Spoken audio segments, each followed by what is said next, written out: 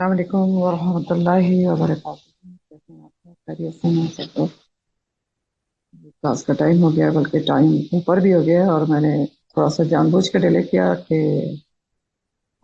آرزو یہ ہے کہ بہت سارے لوگ اس تفسیر کو سنیں جو شروع ہی میں امپورٹنٹ ترین آیت ہے اس کی، جو ہمارے عمل سے تعلق رکھتی ہے۔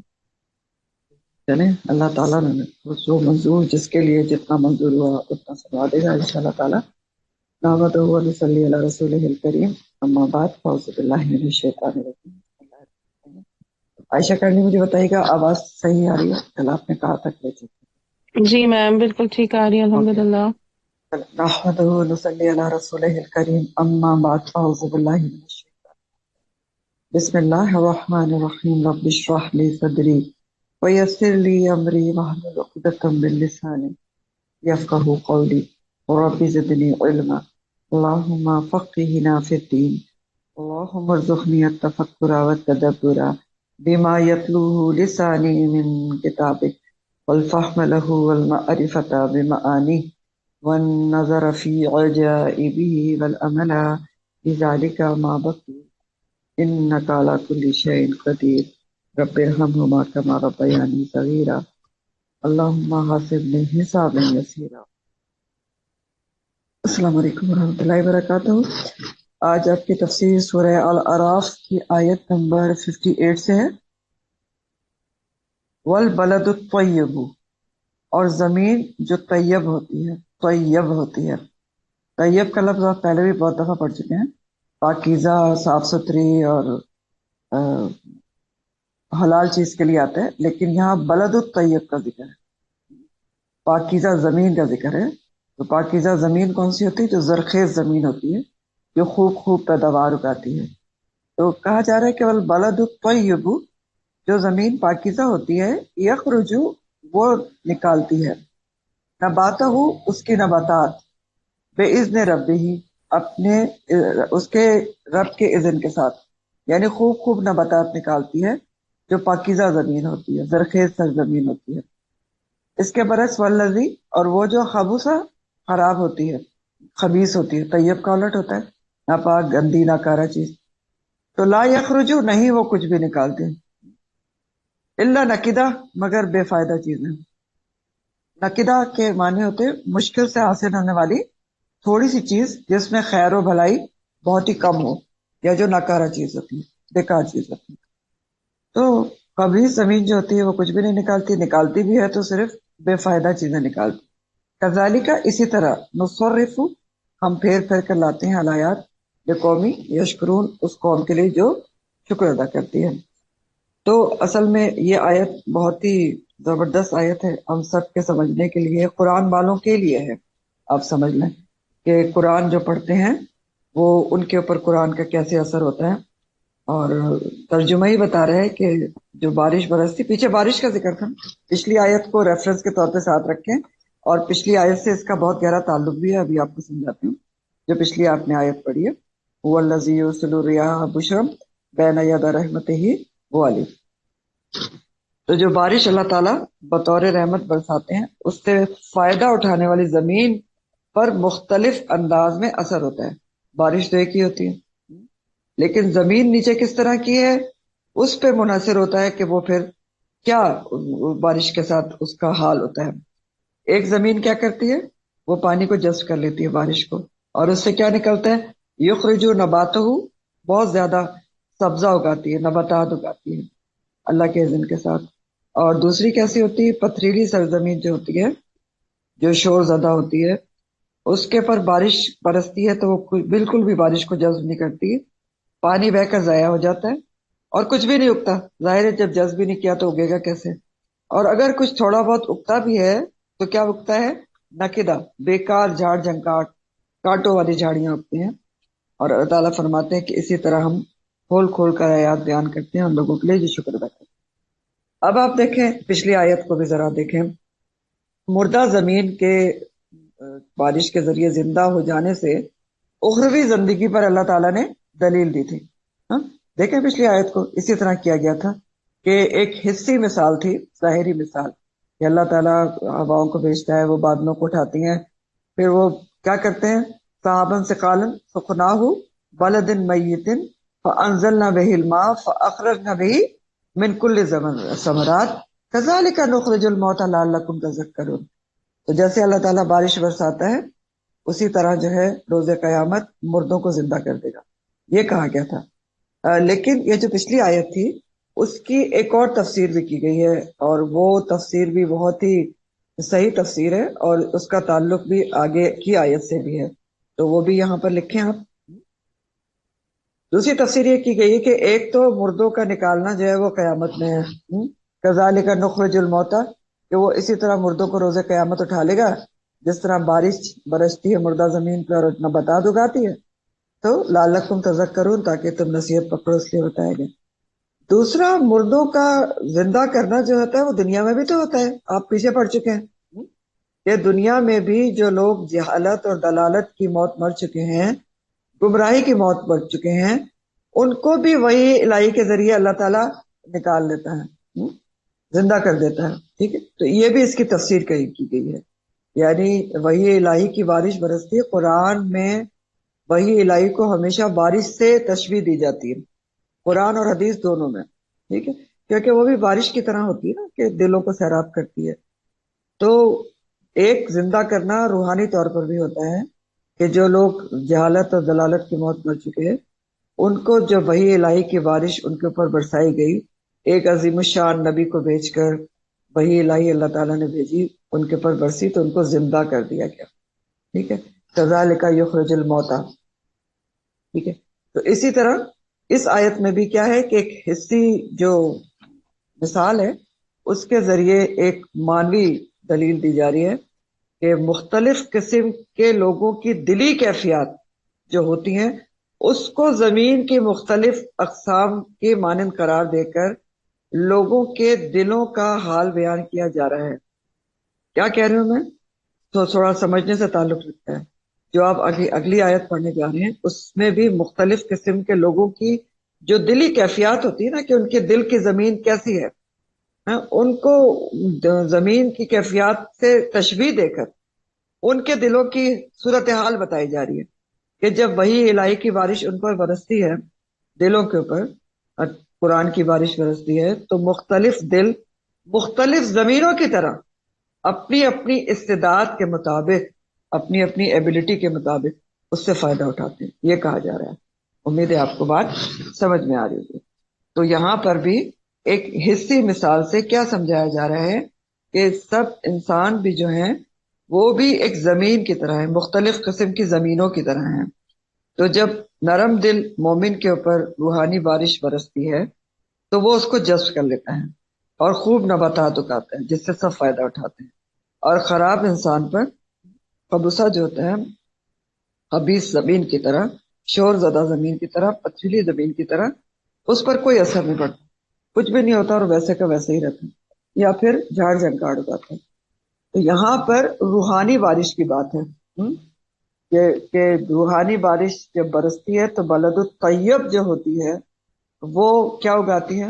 وہ خوب خوب نباتات اگاتی ہے. ٹھیک، تو وہی الہی کیا ہوتی ہے؟ یعنی قرآن کی آیات، احکامات، شریعت، یہ تو سب کے لیے ایک جیسے ہیں نا، ایک ہی بارش کی طرح ہے نا. جیسے بارش ساری زمینوں پر ایک ہی طرح کی برستی ہے، الگ الگ تو نہیں برستی کہ بیریا ٹاؤن میں کوئی اور قسم کی بارش برسے گی اور لاہور میں کوئی اور قسم کی بارش، تو ایک ہی برستی ہے.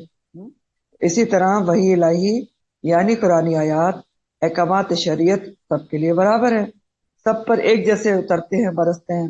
بہت سے لوگ قرآن پڑھتے ہیں، قرآن تو ایک ہی ہوتا ہے ہاں، اور سب کے لیے ہدایت کھلی ہوئی ہے قرآن کے ذریعے.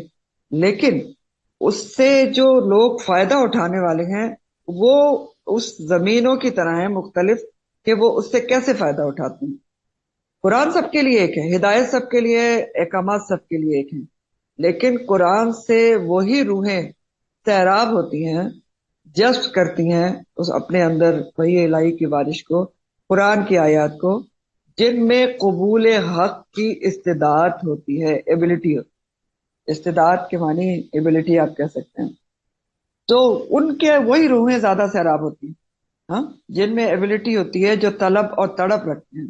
تو وہ اس روحانی بارش سے، قرآن کی آیات کی بارش سے فائدہ اٹھاتے ہیں. انہیں روحانی پاکیزگی حاصل ہو جاتی ہے، ان کا تزکیہ ہو جاتا ہے، ان کی برائیاں اندر سے نکل جاتی ہیں، اچھائیاں ان کے اندر چلی جاتی ہیں، نیکیوں کے در کھل جاتے ہیں، عمل ان کے بدل جاتے ہیں، اور وہ کیا بن جاتے ہیں؟ بلد الطیب بن جاتے ہیں. بلد الطیب بن جاتے ہیں. تو بلد الطیب کون سی زمین ہوتی ہے؟ پاک زرخیز مٹی جو بارش سے خوب خوب سبزہ اگائے.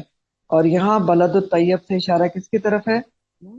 پاک مومن کی طرف، نرم دل مومن کی طرف، جو قرآن جیسے جیسے پڑھتا جاتا ہے اس کو جذب کرتا جاتا ہے. وہی الہی کی بارش جیسے جیسے اس پر برستی جاتی ہے اس کے اندر اترتی چلی جاتی ہے. پھر کیا ہوتا ہے کہ اس کے اندر سے خوب خوب سبزہ اگتا ہے، خوب خیر و بھلائی نکلتی ہے، خوب علم وہ لوگوں کو بانٹتا ہے، خود بھی فائدہ اٹھاتا ہے اور دوسروں کے لیے بھی فائدے مند ہوتا ہے، بالکل بلد الطیب کی طرح، پاکیزہ سرزمین کی طرح، کہ ہر کوئی اس سے ہدایت حاصل کرتا ہے. اور دوسری طرف وہ لوگ ہیں جن کے دل پتھر کی طرح ہوتے ہیں، سخت دل ہوتے ہیں، والذی خبث، خبیث زمین کی طرح ہوتے ہیں، جن میں کوئی خیر نہیں ہوتی، کوئی زرخیز نہیں ہوتی، شور زدہ ہوتی ہے، پتھریلی ہوتی ہے. تو دوسری طرف ان لوگوں کی مثال دی جا رہی ہے خبثہ کہہ کے، والذی خبث لا یخرج الا نکدا سے، یہ جو پتھر دل لوگ ہوتے ہیں جن کے دل سخت ہوتے ہیں، جن پر وحی الہی کا، قرآن کا کوئی اثر ہی نہیں ہوتا. پڑھ لیتے ہیں لیکن اثر انداز نہیں ہوتا قرآن، ویسے کہ ویسے ہی رہتے ہیں. کیوں؟ کیونکہ ان پر پانی رکتا ہی نہیں، جذب ہی نہیں کرتے اپنے اندر، یا جذب کرنے کی صلاحیت ہی نہیں ہوتی، استعداد نہیں ہوتی، یا یہ کہ طلب و تڑپ ہی نہیں ہوتی. تو سنتے تو ہیں وہ بھی قرآن لیکن جذب نہیں کرتے، کیونکہ ہے ہی نہیں طلب تڑپ، استعداد نہیں ہے. تو اب کیا ہوگا؟ جب جذب ہی نہیں کیا قرآن کو، وہی الہی کی بارش کو، تو کچھ اگے گا ہی نہیں. اور اگر تھوڑا بہت کچھ اگ بھی جائے تو کیا اگتا ہے؟ اللہ نکدہ، جھاڑ جھنکاڑی اگتا ہے، جو نہ صرف ان کے اپنے لیے نقصان دہ ہوتا ہے بلکہ دوسروں کے لیے بھی نقصان دہ ہوتا ہے. اب سوال یہاں پر یہ ہے کہ قرآن کے پڑھنے سے، وحی الہی کی بارش سے جھاڑ جھنکار کیسے نکلتے ہیں؟ جھاڑ جھنکار کیسے نکلتے ہیں؟ ایسے نکلتے ہیں کہ قرآن قرآن پڑھ کر بھی بعض لوگ حجت بازی کرتے ہیں، اعتراضات نکالتے ہیں، قرآن میں کجی نکالتے ہیں، ٹیڑھا پن نکالتے ہیں، قرآن کے ذریعے ہی قرآن کو کانٹراڈکٹ کرنا چاہتے ہیں، متشابہات پہ بیکار قسم کے سوالات کرتے ہیں، لوگوں کے ذہنوں کو الجھاتے ہیں، دائی دین کی مخالفت کرتے ہیں. تو سب یہ کیا ہے؟ اللہ نقیدہ ہے کہ نہیں؟ بات سمجھ میں آ رہی ہے؟ جی بتائیں، ہیں بات سمجھ میں آ رہی ہے؟ بالکل آ رہی ہے میم، الحمدللہ. جی جی میم الحمدللہ بالکل آ رہی ہے. ٹھیک ہو گیا. تو اب یہ مثال، اصل میں یہ آیت بہت ہی خوبصورت آیت ہے اور میری فیوریٹ ترین آیات میں سے ہے قرآن کی، بہت ہی خوبصورت آیت ہے. اب اس بات کو جو یہاں آیت میں بیان کی گئی ہے اس کو بخاری مسلم کی ایک حدیث ہے، متفق علیہ کی حدیث ہے، دو اوتھینٹک جو کتابیں ہیں بخاری مسلم دونوں میں ہے. ایک حدیث اس کو بہت اچھی طرح بیان کرتی ہے، آپ کو ایکسپلین کرے گی. حدیث ایسے کہ رسول اللہ صلی اللہ علیہ وسلم نے فرمایا، مجھے اللہ تعالیٰ نے جو علم اور ہدایت دے کر بھیجا ہے اس کی مثال اس موسلادھار بارش کی طرح ہے جو زمین پر برسی. اس کے جو حصے زرخیز تھے، یعنی زمین کے جو حصے زرخیز تھے انہوں نے پانی جذب کر لیا اور خوب خوب گھاس اور پیداوار اگائی. اور اس کے بعض حصے سخت تھے، انہوں نے پانی کو تو روک لیا لیکن وہ اندر جذب نہیں ہوا، تاہم لوگوں نے اس سے فائدہ اٹھایا. حدیث نے نا تین قسمیں بیان کی ہیں، آیت دو بیان کری نا، حدیث نے تین بیان کی ہیں. پہلی زمین کون سی آپ نے بتائی؟ جو، غور سے سنے، جو علم و ہدایت دے کر مجھے بھیجا گیا ہے. اب آپ کو لنک سمجھ میں آ گیا کہ یہی میں نے آپ کو بات بتائی کہ وہی الہی کی بارش کی بات ہو رہی ہے یہاں پر. تو نبی فرما رہے ہیں صلی اللہ علیہ وسلم، جو علم و ہدایت دے کر میں بھیجا گیا ہوں اس کی مثال موسلادھار بارش کی طرح ہے جو زمین پر برسی. اس کے جو حصے زمین کے زرخیز تھے انہوں نے تو پانی جذب کر لیا، خوب خوب نباتات اور پیداوار اگائی. اس کے بعد حصے سخت تھے، انہوں نے پانی کو تو روک لیا لیکن اندر جذب نہیں ہوا، تاہم لوگوں نے اس سے فائدہ اٹھایا. ٹھیک ہو گیا. اور نمبر تین، زمین کے کچھ حصے بالکل ہی چٹیل تھے، پتھریلے تھے، انہوں نے نہ پانی روکا، نہ جذب کیا اور نہ کچھ اگایا.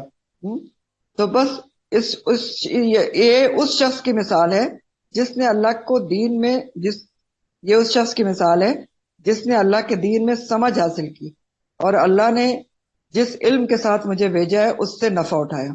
یعنی یہ حدیث میں آپ صلی اللہ علیہ وسلم کیا کہہ رہے ہیں؟ پہلی مثال کے لیے کہہ رہے ہیں کہ جو زرخیز زمین تھی کہ یہ اس شخص کی مثال ہے جس نے جو علم مجھے دے کر بھیجا گیا ہے اس نے اس کو خوب جذب کیا اور خود بھی نفع اٹھایا اور دوسروں کو بھی سکھایا. اور پھر فرمایا کہ اور یہ مثال دوسری مثال کے لیے اس شخص کی سی ہے جس نے کچھ بھی نہیں سیکھا اور نہ ہدایت قبول کی جو دے کر میں بھیجا گیا ہوں. یہاں تک حدیث کے الفاظ ہیں. حدیث میں 3 مثالیں دی گئی ہیں. پہلی مثال کس کی ہے؟ عالم با عمل کی ہے. ٹھیک ہے، عالم با عمل کہ اس نے جذب کیا، خود بھی فائدہ اٹھایا اور لوگوں کے لیے بھی بلد الطیب بن گیا. دوسری مثال عالم کی ہے، ایسے عالم کی جس نے خود عمل نہیں کیا. ٹھیک ہے، کچھ نہ کچھ پانی روکا اس نے، قرآن کا پتہ ہے، لوگوں کو بتا دیتا ہے لیکن خود عمل نہیں کرتا. تیسرا کون ہے؟ نہ اس نے پانی روکا، نہ اپنے اندر جذب کیا اور بالکل ویسے کا ویسے ہی رہا جیسے کہ پہلے تھا. تو کیا پتہ چلا کہ قرآن پڑھنے والوں اور سمجھنے والوں کی بھی قسمیں ہوتی ہیں، اور یہ قسمیں کس بات پر انحصار کرتی ہیں؟ ڈیپینڈ کرتی ہیں کہ کون اس کو کس لگن سے، کس تڑپ اور کس طلب سے پڑھ رہا ہے، کتنا اپنے اندر جذب کر رہا ہے، کتنا عمل ملا رہا ہے. تو آپ دیکھیں نا کہ بعض دفعہ ہم کہتے ہیں، اس کو ایسے سمجھیں کہ ہم کہتے ہیں، بعض دفعہ لوگ کہتے ہیں، آپ سمجھ لیں، کسی کو کہتے ہیں کہ فلاں تو قرآن پڑھتا ہے لیکن پھر بھی وہ یہ کرتا ہے. کہتے ہیں وہ تو بڑے عالم ہے لیکن پھر بھی یہ کرتے ہیں. خواتین کو بھی کہہ دیا جاتا ہے کہ وہ تو قرآن پڑھتی ہیں تو پھر بھی غیبت کرتی ہیں اور یہ کرتی ہیں وہ کرتی ہیں. تو اب سمجھ لیں کہ مسئلہ قرآن کے ساتھ نہیں ہوتا، مسئلہ ہمارے اپنے اندر ہوتا ہے. اب بات سمجھ گئے؟ تو یہ کہنا بھی غلط ہوتا ہے کہ قرآن پڑھتی ہیں اور ایسی. مسئلہ کوئی قرآن کا تھوڑی ہے. قرآن تو وہی الہی کی بارش ہے، ہر کسی پہ برستی ہے. مسئلہ ہمارے اپنے اندر ہوتا ہے. اب یہاں پر ایک کوشچن ہے جو آپ سب کے لیے، میرے لیے، سب کے لیے، جو آپ لکھیں گے اور خود ہی اس کا جواب دیں گے. لکھیں کوشچن کہ ہم سب نے اپنے اندر جھانکنا ہے اور بہت ہی ایمانداری سے اس سوال کا جواب دینا ہے کہ میرا تعلق، یہ جو نبی کریم صلی اللہ علیہ وسلم نے گروپس بیان کیے، قرآن پڑھنے والوں کی کیٹیگریز بیان کی، جو آیت نے بیان کی، سوال یہ ہے کہ میں آپ سب دیکھیں گے کہ میرا تعلق کس گروپ سے ہے. کیا میں بلد الطیب ہوں یا خدا نہ کرے کسی اور گروپ سے میرا تعلق؟ یہ ہے سوال جو آپ کے اوپر امانت ہے اور آپ نے، ہر کسی نے خود سے ایمانداری سے اس کا جواب تلاش کرنا ہے کہ نبی کریم صلی اللہ علیہ وسلم کی حدیث نے جو 3 کیٹیگریز بتائیں یا آیت نے جو 2 کیٹیگریز بتائیں، میرا تعلق کس گروپ سے؟ تو بہرحال اللہ سبحانہ تعالیٰ آگے فرماتے ہیں کذالک نصرف الآیات، اسی طرح ہم کھول کھول کر بیان کرتے ہیں الآیات، آیات کو، لقومی یشکرون، اس قوم کے لیے جو شکر ادا کرتے ہیں. تو اللہ تعالیٰ کہہ رہے ہیں کہ میں تو بار بار آیات کھول کھول کر بیان کرتا ہوں، بار بار سمجھاتا ہوں تاکہ لوگ شکر گزاری کریں. اب شکر گزاری کریں، کس چیز کی شکر گزاری کریں؟ کس کے لیے اللہ تعالیٰ کہہ رہے ہیں کہ ہم کھول کھول کر آیات بیان کرتے ہیں تاکہ لوگ شکر گزار ہوں. تو شکر گزار کس بات کے پر ہوں؟ اللہ تعالیٰ کی آیات کھول کر بیان کرنے کے پر اس بات پر شکر گزار ہوں کہ اللہ تعالیٰ اتنی تفصیل سے آپ کو ہدایت دیتے ہیں، ہدایت پر کی باتیں سمجھاتے ہیں. اور شکر گزاری اس بات کی ہے کہ ہدایت پر چلنے کی توفیق مل گئی، قرآن پڑھنے کی توفیق مل گئی. سب سے پہلی شکر گزاری تو یہ ہے کہ قرآن پڑھنے کی توفیق مل گئی. پھر دوسری شکر گزاری، اگر ہدایت پر چلنے کی توفیق مل گئی تو اس کی شکر گزاری ہے. اور تیسری شکر گزاری سب سے بڑی یہی ہے جو اللہ تعالیٰ یہاں پر کہہ رہے ہیں اصل معنی میں، کہ قرآن کے ساتھ اگر اپنے آپ کو انسان تبدیل کرتا چلا جا رہا ہے تو پھر تو اسی کے لیے یہ سب آیات ہیں اور اس کو چاہیے کہ وہ بہت ہی شکر گزاری کرے.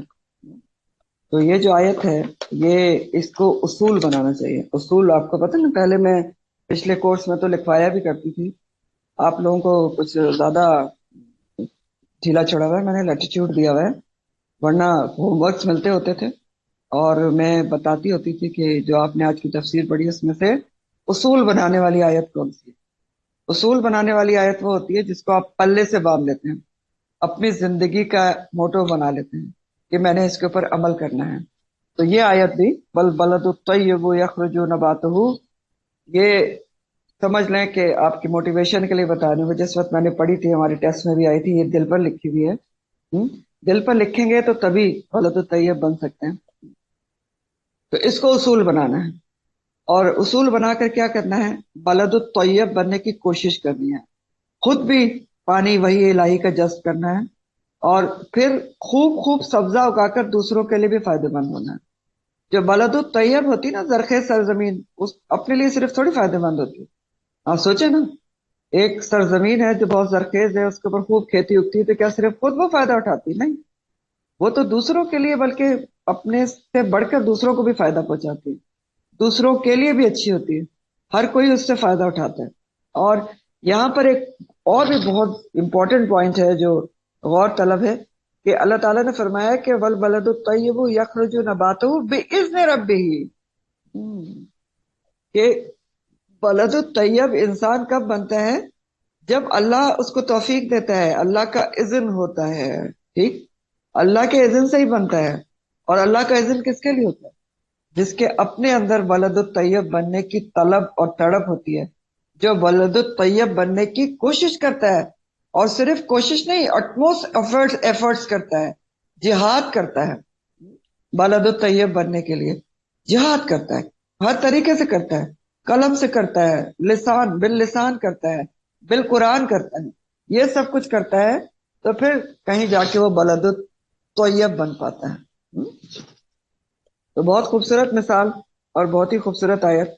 और आगे भी जो अंबिया का जिक्र होने जा रहा है, उसका भी इस आयत, इन आयात से लिंक है, क्योंकि अल्लाह ताला ने बारिश से इसको तशबीह दी।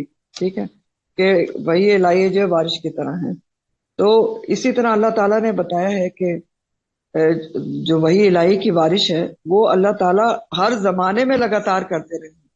हर जमाने में हालात और वाकयात के मुताबिक अंबिया को भेजा गया है, और उन्होंने लोगों को समझाया, वही इलाही लेकर आए, वही इलाही की बारिश लोगों पर बरसती रही, और फिर लोग जो है वो उससे अपनी इस्तेदाद के मुताबिक फायदा उठाते रहे। तो आगे की आयत में अंबिया का जिक्र भी इसी लिंक से है। और कुरान की आयत में लिंक ढूंढना भी क्या होता है? कुरान पर तदब्बर होता है, जिसके लिए हदीस आती है कि कुरान की एक आयत पर भी तदब्बर करना जो है वो 100 नवाफिल से बढ़कर है। तो आगे अंबिया का जिक्र है, जो वही इलाही की बारिश की तरह मुख्तलिफ अदवार में लोगों पर बरसते रहे। ठीक है, तो अल्लाह ताला आगे के आयत में अपने चंद मारूफ अंबिया का जिक्र करेंगे, और उनकी मिसाल भी इसलिए भी दी जा रही है कि जब अंबिया आए तो उनकी मुखालफत में भी कौम जो थी वो दो हिस्सों में बट गई। ठीक, और इसी तरह जैसे बारिश होती है तो जरखेज जमीन पे और असर होता है, और जो खबीज जमीन होती है उस पर और असर होता है। तो जो भी नबी आया, उनकी जो मुखातिब कौम थी वो दो हिस्सों में बटी, हमेशा आप देखेंगे। एक सलीमुल फितरत लोग, जो वही इलाही की बारिश से, नबी के पैगाम से उन्होंने खूब खूब फायदा उठाया, और दूसरे जिनके अंदर की बुराई झाड़ झंकार की शक्ल में निकली, उन्होंने नबी की मुखालफत की, और आखिरकार जैसे माली जब काट छाट के झाड़ झंकार को बिल्कुल उठा के फेंक देता है ना बाग से, फिर उसी तरह उनको भी काट छाट कर अल्लाह ताला ने अजाब के जरिए उखाड़ कर फेंक दिया। तो अगली आयत में अंबिया के किस्से सुनाकर तस्कीर बी अय्याम अल्लाह और तस्कीर बी आलाई अल्लाह दोनों ही की जाएगी। ये क्या होता है? कौन बताएगा मुझे? आपको मैं समझा चुकी हूँ दोनों चीजें। ये क्या होती है, तस्कीर भी अय्याम अल्लाह और तस्कीर भी आलाई अल्लाह? जी, कोई एक जवाब दे मुझे। नहीं आता? ये तो मैंने बहुत अच्छी मैम तरह आपको आलाई बताया। नेमतों के बारे में सर ये मतलब है पिछले अंबिया के वाकयात जिनकी वजह से जैसे किसी के पास अजाब आया या जो भी मामलात उनके हुए हाँ, वो तस्कीर भी अय्याम अल्लाह की यह मतलब है, अय्याम यौम की जमा होती है। अल्लाह ताला के बयान की वजह से जो हाँ जी, है ठीक है, उनसे डरा। बिल्कुल बिल्कुल सही कह रही हैं। चलिए अब मैं बताती हूँ आपको, ताकि अब आप लोग अच्छी तरह नोट कर लें कि कुरान में दो तरह से तस्कीर की गई। सबसे पहले तो तस्कीर क्या होती है? तस्कीर ज़क्करा युज़क्किरु, तस्कीर नसीहत करना। तो तस्कीर भी अय्याम अल्लाह के क्या मतलब होते हैं? अय्याम के यौम की जमा है, तो नसीहत करना अल्लाह के दिनों के जरिए। तो अल्लाह के दिन कौन से हैं? अय्याम अल्लाह। अल्लाह के दिन उन दिनों को कहा जाता है कि जिन उन वाकयात को कहा जाता है जिन दिनों में कोई कौमों के ऊपर बड़े वाकयात गुजरे। اور خاص طور پر جو عذاب دن تھے قوموں کے اوپر گزرے، ان کو تذکیر بھی ایام اللہ کہا جاتا ہے، کہ عذاب کے دنوں سے تذکیر کی جائے، ٹھیک ہے، نصیحت کی جائے۔ اور تذکیر بھی آلائی اللہ کس کو کہتے ہیں؟ آلہ جو ہے وہ اس نعمتوں کو کہتے ہیں، ابھی آگے اس کا ذکر آ جائے گا۔ تو اللہ کی نعمتیں یاد دلا کر نصیحت کرنا تذکیر بھی آلائی اللہ کہلاتی ہے۔ تو آپ کو انبیاء کے اگلے قصوں میں جو آپ پڑھنے جا رہے ہیں دونوں ہی ملیں گے۔ تو پہلا ذکر کس کا ہے کہ جی لقد ارسلنا، اور البتہ تحقیق بھیجا ہم نے نوح علیہ السلام کو الی قوم ہی، اس کی قوم کی طرف۔ فقالا، تو اس نے کہا، کس نے؟ نوح علیہ السلام نے، یا قومی، اے میری قوم، اعبد اللہ، تم سب عبادت کرو اللہ کی، ما لکم من الہ غیرہ، نہیں تمہارے لیے کوئی الہ اس کے سوا۔ تو اب ایک اور بھی یہاں پر بات ہے کہ یہ بھی سوچیں کہ انبیاء کے قصے اللہ تعالیٰ قرآن میں کیوں بیان کرتے ہیں؟ تو اس کی دو وجوہات ہوتی ہیں۔ نمبر ایک، مشرکین مکہ اور ہر اس شخص کو سمجھانے کے لیے جو اللہ اور رسول کے احکامات سے بھاگ رہا ہو، ان سے اعراض برت رہا ہو، اگنور کر رہا ہو، تو اللہ تعالیٰ انبیاء کے اور ان کی قوموں کے قصے بیان کرتے ہیں تاکہ ان کی تذکیر ہو جائے۔ اور دوسرا کیوں بیان کیا جاتا ہے؟ نبی کریم صلی اللہ علیہ وسلم کی تسلی کے لیے، کہ دیکھیں تمام انبیاء کے ساتھ یہ سب ہوا، تو آپ تسلی رکھیں کہ یہ مخالفت صرف آپ کے ساتھ نہیں ہو رہی۔ اور یہ بات سورہ ہود میں آئی بھی ہے، سورہ الہود آیت نمبر 120 ہے، وَكُلًّا نَقُصُّ عَلَيْكَ مِنْ أَنْبَاءِ الرُّسُلِ مَا نُثَبِّتُ بِهِ فُؤَادَكَ۔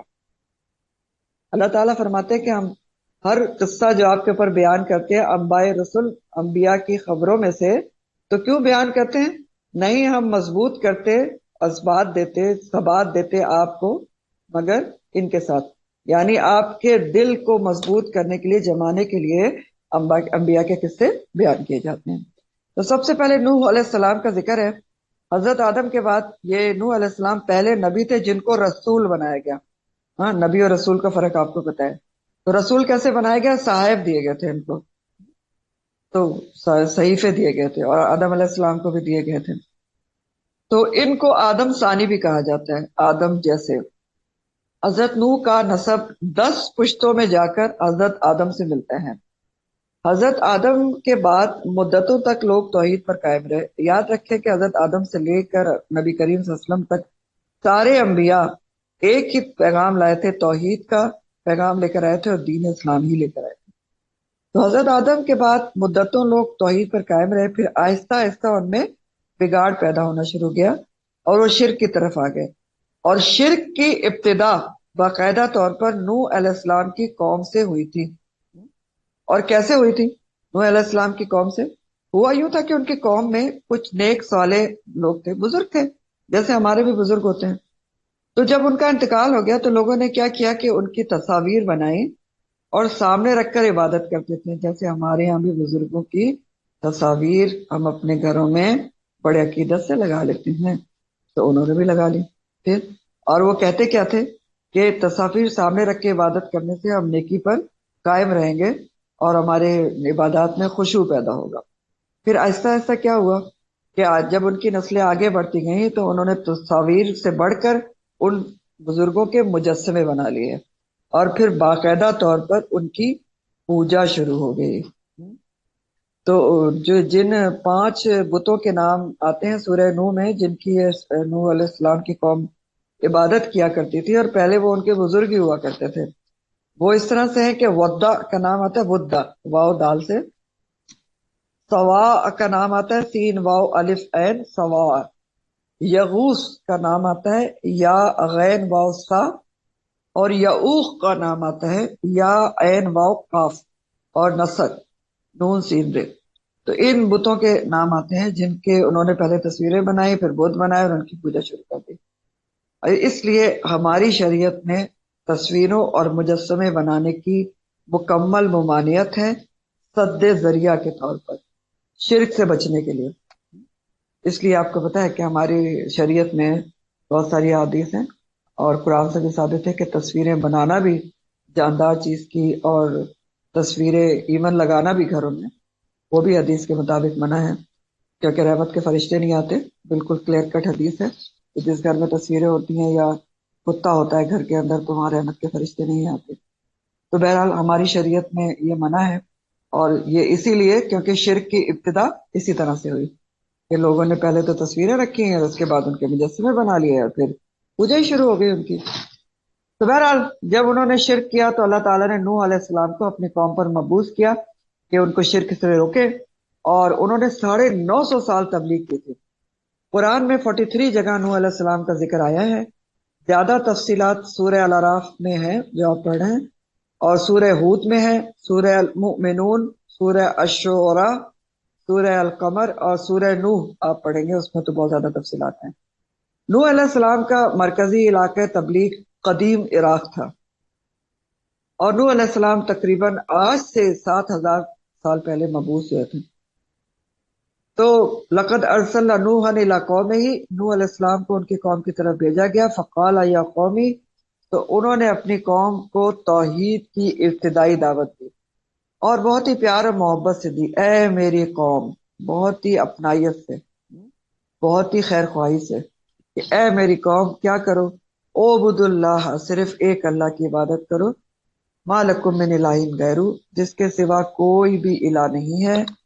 انی اخاف علیکم عذاب یوم عظیم، اور اگر تم نے اس ایک الہ کی عبادت نہ کی اور شرک سے باز نہ آئے تو میں تو ڈرتا ہوں تمہارے اوپر عذاب یوم عظیم کے، بڑے دن کے، روز قیامت کے بڑے عذاب سے. عذاب یوم عظیم، بڑے دن کے عذاب سے ڈرتا ہوں، یعنی روز قیامت کے عذاب سے ڈرتا ہوں کہ اگر تم نے شرک کرنا نہ چھوڑا تو تم پر روز قیامت جو بڑا دن ہوگا، عذاب والا دن، تم پر عذاب نازل ہوگا.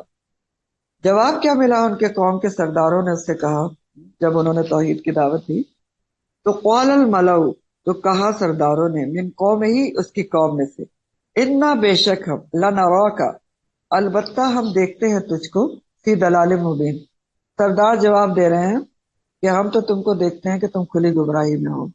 ہاں، ملا کا لفظ جو ہے نا، مل ان سے ہوتا ہے بھرا ہوا ہونا، تو یہاں مراد روب سے بھرے ہوئے، تکبر سے بھرے ہوئے سردار ہیں، اشراف ہیں.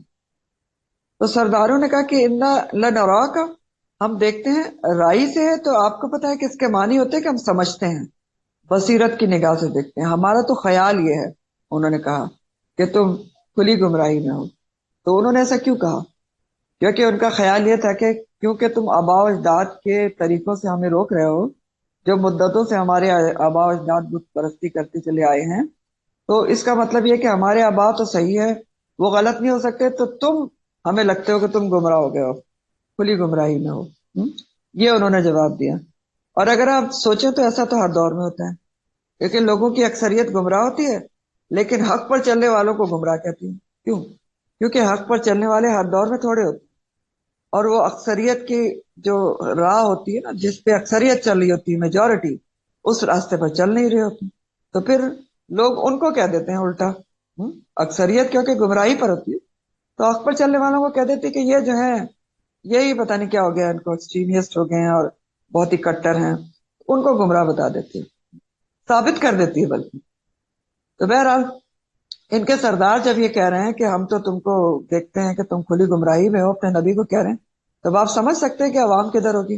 ظاہر ہے عوام الناس ہمیشہ بڑوں کے پیچھے چلتی ہے، لیڈر اور امراء کو فالو کرتی ہے، اور جب بڑے بگڑتے ہیں تو عوام بھی بگڑتے ہیں. تو ظاہر ہے یہ عوام بھی ان کی اپنے سرداروں کے پیچھے ہی تھی. اور بات دراصل یہ کہ شرک ایسی چیز ہے جو انسان کی عقل پر پردے ڈال دیتی. یہاں پر بھی قوم نوح کو، نوح علیہ السلام جو اللہ کے پیغمبر ہیں، وہ گمراہ نظر آ رہے ہیں. تو وہ جواب کیا دیتے ہیں اپنی قوم کے اس بات کا؟ قال یا قومی لیس بی دلالۃ ولکنی رسول من رب العالمین. وہ کہتے ہیں کہ اے میری قوم، مجھے کوئی گمراہی نہیں ہے میرے ساتھ، میں گمراہ نہیں ہوں، میں گمراہ ہو ہی نہیں سکتا. لیس بی دلالت، کیوں؟ کیونکہ میں تو رسول ہوں، رب العالمین کی طرف سے بھیجا گیا ہوں، اس کے پیغامات تم کو پہنچا رہا ہوں، تو میں کیسے گمراہ ہو سکتا ہوں؟ میں تو سیدھی راہ دکھانے آیا ہوں. ابلغکم، میں پہنچاتا ہوں تم کو. ابلغ جو بلغا سے ہے، بلغا یبلغ تبلیغ، میں تم کو پہنچاتا ہوں بہت اہتمام سے، تدریس سے. کیا پہنچاتا ہوں؟ رسالات ربی، پیغامات اپنے رب. رسالات، رسالہ کی جمع ہے، پیغامات اور وحی کو کہتے ہیں. تو انہوں نے کہا کہ میں کیسے گمراہ ہو سکتا ہوں، میری قوم عجیب باتیں کر رہے ہوں، میں تو رسول ہوں رب العالمین کا، اس نے اپنے پیغامات دے کر بھیجا ہے جو میں تم تک پہنچا رہا ہوں. اور رسالات جمع کا صیغہ آیا یہاں پر، پیغامات، تو پیغام تو ایک ہی تھا توحید کا، تو پھر جمع کا صیغہ کیوں استعمال ہوا ہے؟ کیونکہ پیغام تو ایک ہی تھا لیکن اس کے حصے مختلف تھے نا، جزیات مختلف تھی، کہیں ڈراوا تھا، کہیں نصیحت تھی، کہیں خوشخبری تھی، کہیں امر تھا، احکامات تھے، تو موقع محل کے لحاظ سے مختلف پیغامات تھے. تو انہوں نے کہا کہ میں پہنچاتا ہوں تم کو، یہ میرا کام ہے، رسالات ربی، اپنے رب کے پیغامات پہنچاتا ہوں، وہ انصح لکم، اور میں تمہاری خیر خواہی کر رہا ہوں. تمہیں بات سمجھ میں نہیں آ رہی؟ میں تو تمہاری خیر خواہی کر رہا ہوں جو اپنے رب کے پیغامات تم کو پہنچا رہا ہوں تاکہ تم بچ جاؤ، آخرت کی جو تباہی ہے اس سے بچ جاؤ. اور کیا مزید انہوں نے کہا وہ عالم ہوں، اور میں وہ جانتا ہوں، اچھی طرح جانتا ہوں، من اللہ، اللہ کی طرف سے، ما لا تعلمون، جو تم نہیں جانتے. یعنی اگر میری دعوت قبول کرو گے تو تمہاری اس میں بھلائی ہے، کیونکہ میں وہ کچھ جانتا ہوں جو تم نہیں جانتے. اللہ نے مجھے وہ علم دے کر بھیجا ہے جو جس کا تمہیں پتہ نہیں ہے. تو اگر تم میری باتیں سن لو گے، اس پر عمل کر لو گے تو تمہارا فائدہ ہے. اگر میری باتیں وقتی طور پر تمہیں بری بھی لگتی ہیں پھر بھی مان جاؤ، کیونکہ تم وہ نہیں جانتے جو میں جانتا ہوں. ٹھیک ہو گیا؟ تو یہاں سے ہمیں یہ بھی پتہ چلتا ہے کہ نبی اور رسول عوام کا حد درجہ کا خیر خواہ ہوتا ہے، لیول کا، بہت ہائی لیول کا خیر خواہ ہوتا ہے. اور ایک مومن بھی ہمیشہ دوسرے مومن کا خیر خواہ ہوتا ہے، جیسے نبی کریم صلی اللہ علیہ وسلم کی حدیث میں آتا ہے، ہاں، کہ نبی کریم صلی اللہ علیہ وسلم نے فرمایا کہ الدین النصیحہ، یہ دین جو ہمارا ہے وہ نصیحت ہے. اور اس کے بارے میں پوری حدیث اس طرح سے ہے کہ سیدنا تمیم داری رضی اللہ تعالیٰ عنہ سے روایت ہے کہ نبی کریم صلی اللہ علیہ وسلم نے فرمایا دین خیر خواہی کا نام، الدین نصیحہ. صحابہ کرام نے پوچھا کہ کس کی خیر خواہی؟ تو آپ صلی اللہ علیہ وسلم نے فرمایا اللہ کی، اس کی کتاب کی، اس کے رسول کی، مسلمانوں کے امراء کی، اور عام مسلمانوں کی خیر خواہی. اب یہ حدیث بھی بہت ہی غور طلب ہے کہ خیر خواہی کس کس کی کرنی ہے. کیا بتایا نبی کریم صلی اللہ علیہ وسلم نے؟ سب سے پہلے اللہ کی خیر خواہی. تو اللہ کی خیر خواہی کیا ہے؟ کہ اللہ کی خیر خواہی کو انسان سمجھے کہ اللہ تعالیٰ نے اتنی ہماری خیر خواہی کی ہے کہ ہمارے پاس کتاب اور رسول بھیجے ہیں. پھر سیکنڈ پر ہے اس کی کتاب کی خیر خواہی. کتاب کی خیر خواہی کیا ہے؟ کہ کتاب کو خیر خواہ سمجھ کے اس کو پڑھیں، اس کو سمجھیں اور اس پر عمل کریں. اور اس کے رسول کی خیر خواہی کیا ہے؟ کہ سارے اعمال رسول کے طریقے پر کیے جائیں اور رسول کی بات مانی جائے، اور یہ پکا یقین رکھا جائے کہ جو رسول صلی اللہ علیہ وسلم نے بتایا ہے اس میں ہمارے لیے ان کی حد درجہ کی خیر خواہی ہے. پھر کہا گیا کہ مسلمانوں کے امراء کی خیر خواہی اور عام مسلمانوں کی بھی خیر خواہی. اب کون بچ گیا خیر خواہی سے؟ تو یہ ہے ہمارا دین و نصیحہ کہ ہر سراسر خیر خواہی پر مبنی ہے، اور ہر ممکن ہمیں خیر خواہی کی کوشش کرنی ہے اس دین کا ایک ادنا سا پیروکار ہوتے ہوئے، کہ ہم ہر کسی کو گمراہی سے بچا لیں. اور یاد رکھیں کہ دین کا کام اس وقت تک پھل پھول نہیں سکتا، پروگرس نہیں کر سکتا، جب تک کہ دائی میں ایکسٹریم لیول کی خیر خواہی نہ ہو، سنسیئرٹی نہ ہو. ٹھیک، دائی میں اگر خیر خواہی نہیں ہوگی نا تو وہ پھر یہ کام نہیں کر سکتا، اور دین کا کام اس نیت کے ساتھ آگے بھی نہیں جا سکتا اگر وہ سنسیئرٹی سے نہیں کرتا، کسی بھی اور وجہ سے کرتا ہے. تو یہ خیر خواہی ہونا بہت ضروری ہے، ہر مومن میں ہونا ضروری ہے، اور دائی میں تو بہت ہی امپورٹنٹ ہے. ویسے آپ دیکھیں تو ہم میں سے ہر مومن جو ہے وہ دین کا دائی ہے، کیونکہ اللہ تعالیٰ نے سورہ آل عمران میں فرمایا تھا کنتم خیر امت اخرجت للناس تؤمرون بالمعروف وتنہون عن المنکر. تم سب کے سب جو ہے خیر امت ہو، آپ ہیں یا میں ہوں یا کوئی بھی ہے، جو اٹھائی لوگوں کے لیے گئی ہے، تو لوگوں کو نیکی کی طرف بلائی گئی، برائی سے روکیں گے. تو ہم نے اس سے تو ہر کوئی دائی ہے، اور اس ہر کسی کے اندر خیر خواہی ہونا چاہیے. یہ خیر خواہی کہ ہر کوئی آخرت کے برے انجام سے بچ جائے، اور یہ خیر خواہی آپ نے اللہ کی خاطر کرنی ہے. کیونکہ کبھی ایسا بھی ہوتا ہے نا کہ آپ کسی کی خیر خواہی میں اچھی نصیحت کرتے ہیں، وہ اس کو پسند نہیں آتی، وہ آپ کو کہہ دیتا ہے اپنا کام کرو، تو کوئی بات نہیں، اس پہ برا نہیں منانا، کیونکہ یہ میں اس کے لیے تھوڑی کر رہا ہوں، آپ اس کے لیے نہیں کر رہے ہیں، یہ آپ اللہ کے لیے کر رہے ہیں. یہاں بھی آپ دیکھ رہے ہیں نا، نوح علیہ السلام نصیحت کر رہے ہیں، خیر خواہی کر رہے ہیں، وہ کیا کہہ رہے ہیں کہ ہم تو تم کو گمراہ سمجھتے ہیں.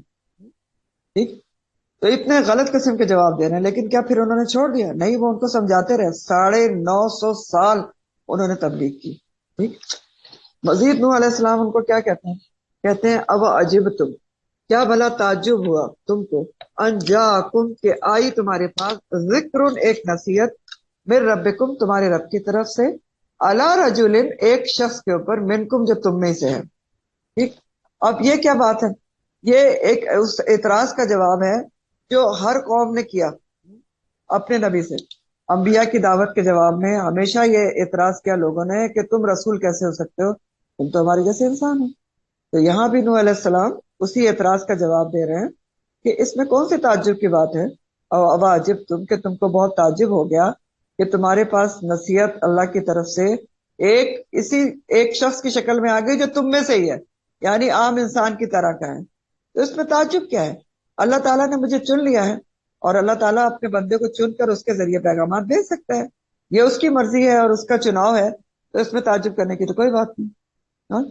اور کس مقصد کے لیے بھیجا گیا ہے؟ مقاصد آگے بتا رہے ہیں کہ مجھے اللہ تعالیٰ نے چن کر، تمہیں میں سے چن کر کیوں نبی بنا کر بھیجا ہے؟ لِيُنذِرَكُمْ، پہلا مقصد، تاکہ وہ خبردار کرے تم کو. تمہارے پاس جو مجھے تمہیں میں سے ایک بندے کو رسول بنا کے بھیجا گیا ہے، تو کیوں بھیجا گیا ہے؟ نمبر 1 لِيُنذِرَكُمْ، انذار سے ہے، تاکہ وہ انذار کرے، خبردار کرے، آگاہ کرے تم کو. ہاں، برے کاموں کے برے انجام سے آگاہ کرے. وَلِتَتَّقُوا، دوسرا مقصد، اور تاکہ تم پرہیزگاری اختیار کرو. ہاں، اللہ کا تقوی تمہارے اندر پیدا ہو جائے. اور تیسرا کام وَلَعَلَّكُمْ تُرْحَمُونَ، تاکہ تم رحم کیے جاؤ.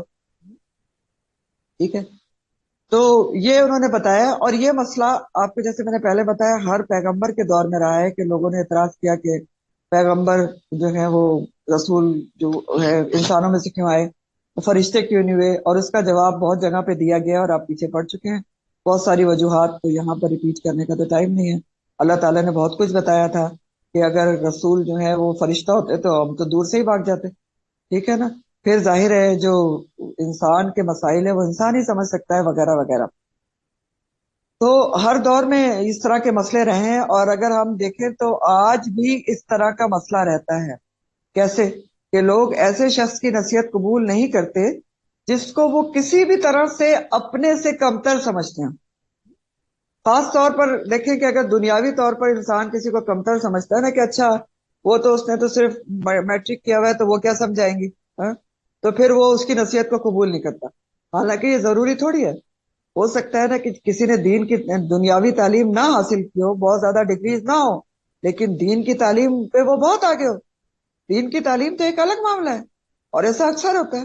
لیکن یہ بھی دنیا کا اصول ہے کہ اگر کوئی بہت پڑھا لکھا آدمی آپ کو سامنے سے کوئی بات بتائے گا تو آپ کو جلدی سمجھ میں آتی ہے. اگر اتنا پڑھا لکھا نہ ہو تو لوگ اس طرح اس کو نہیں لیتے جیسا ایک پڑھے لکھے کی بات کو سمجھتے ہیں. تو بہرحال یہاں پر پیغمبروں کی بعثت کا مقصد بتایا گیا ہے. 3 چیزیں: لوگوں کو خبردار کرنا، لوگوں کے اندر تقوی پیدا کرنا، اور لوگوں کا تاکہ اللہ تعالیٰ کا رحم حاصل ہو سکے. اور یہ تینوں چیزیں اگر آپ دیکھیں تو ایک دوسرے سے کنیکٹڈ ہیں. کہ خبردار جب کیا جاتا ہے انسان کو کہ اگر یہ کرو گے تو جہنم ہے اور یہ کرو گے تو جنت ہے، تو اس کا لازمی نتیجہ کیا نکلتا ہے کہ اللہ کا تقوی پیدا ہو جاتا ہے. لعلکم تتقون. ٹھیک ہے، تقوی، اللہ کا ڈر پیدا ہو جاتا ہے. اور جب تقوی پیدا ہو جاتا ہے تو اللہ کے رحم کا، اس کی رحمت کا نزول بھی ہوتا ہے. ٹھیک ہے، تو یہ سب کچھ چیزیں کنیکٹڈ ہیں. بہرحال پھر کیا ہوا؟ قولا، مزید وہ کہتے ہیں یہاں پر ہے کہ اتنا سب کچھ نوح علیہ السلام نے ان کو سمجھایا، پھر بھی ان کی قوم نہ مانی. انہوں نے کیا کیا؟ تو نوح علیہ السلام کی بات کو سمجھنے کے بجائے فَكَذَّبُوهُ، تو انہوں نے جھٹلا دیا اس کو. فَأَنجَيْنَاهُ، تو ہم نے نجات دے دی اس کو. کس کو؟ نوح علیہ السلام کی طرف ضمیر جاری ہے، دونوں جگہوں کی. تو ہم نے نجات دے دی اس کو، نوح علیہ السلام کو. وَالَّذِينَ، اور ان لوگوں کو، مَعَهُ، جو اس کے ساتھ تھے، فِي الْفُلْكِ، کی کشتی میں. کشتی کے ذریعے ان کو نجات دے دی. کشتی، فلک کہتے ہیں بڑی کشتی کو، بحری جہاز کی طرح. وَأَغْرَقْنَا، اور غرق کر دیا ہم نے، الَّذِينَ، ان لوگوں کو، كَذَّبُوا، جنہوں نے جھٹلایا تھا، بِآيَاتِنَا، ہماری آیات کو. اور انہم بے شک وہ کانو وہ تھے قومن امین، اندھے بنے ہوئے تھے، دل کے اندھے تھے وہ سب کے سب. تو یہ بھی ابھی آگے بتاتی ہوں آپ کو. تو بہرحال انہوں نے کیا کیا، اتنا سمجھانے بجانے کے باوجود قوم نوح نے سمجھنے کے بجائے فکذبوہ، جھٹلا دیا ان کو. پھر انجام کیا ہوا، اللہ تعالیٰ نے نوح علیہ السلام کو بچا لیا، اور جو لوگ ان کے ساتھ تھے ایمان لانے والے ان کو بچا لیا اور کشتی کے ذریعے، اور باقی جنہوں نے جھٹلایا تھا ان کو غرق کر دیا گیا کیونکہ وہ قلبی طور پر اندھے تھے، اومین تھے. تو یہاں پر اختصار سے نوح علیہ السلام کا قصہ بیان کیا گیا ہے. جو بات جتنی اہم ہوتی ہے اسی حساب سے قصہ بیان کر دیا جاتا ہے. یہاں بیان کرنے کا مقصد یہ ہے کہ جو قوم انبیاء کو جھٹلاتی ہے ان پر عذاب آتا ہے، اور مشرکین مکہ بھی کیا کر رہے تھے کہ نبی کریم صلی اللہ علیہ وسلم کو جھٹلا رہے تھے.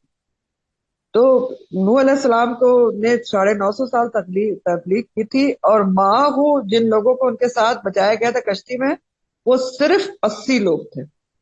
950 سال کی تبلیغ کے بعد 80 لوگ ایمان لائے تھے. تو جب نوح علیہ السلام کو 950 سال تبلیغ کر لی، یاد رکھیں تب انہوں نے اپنے قوم کے حق میں بددعا کی تھی 950 سال کی تبلیغ کے بعد. اور وہ بھی کیوں کی تھی، یہ ان کی یہ دعا ہے وہ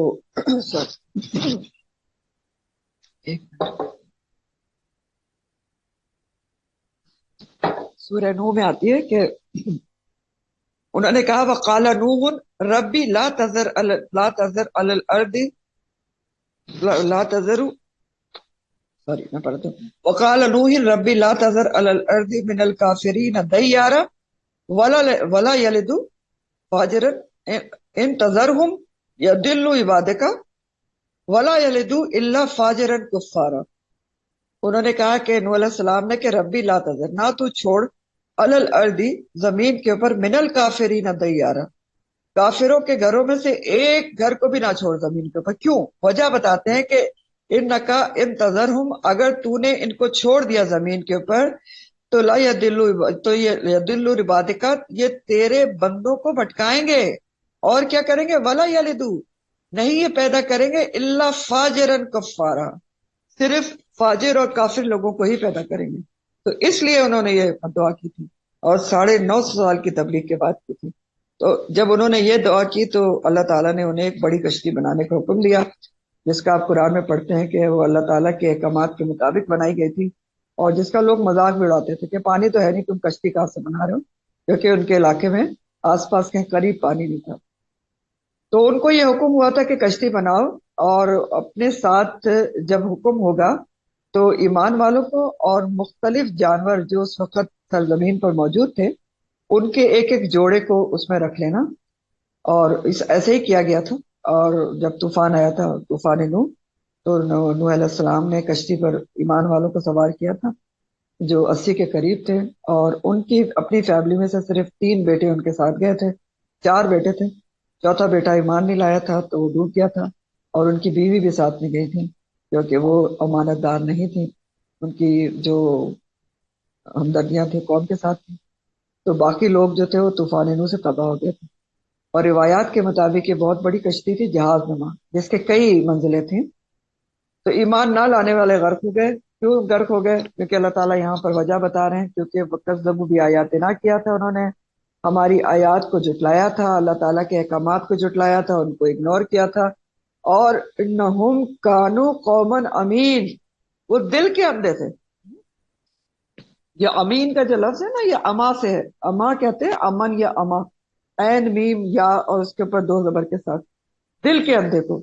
ورنہ جو آنکھ کا اندھا ہوتا ہے نا اس کے لیے آما کا لفظ آتا ہے، الف عین میم یا کے ساتھ. ٹھیک، الف عین میم یا کے ساتھ آنکھوں کا اندھا ہوتا ہے، اور عین میم یا 2 زبر. اما جو ہوتا ہے دل کا اندھا ہوتا ہے، اور امین اسی کی جمع ہے، دل کے اندھے تھے.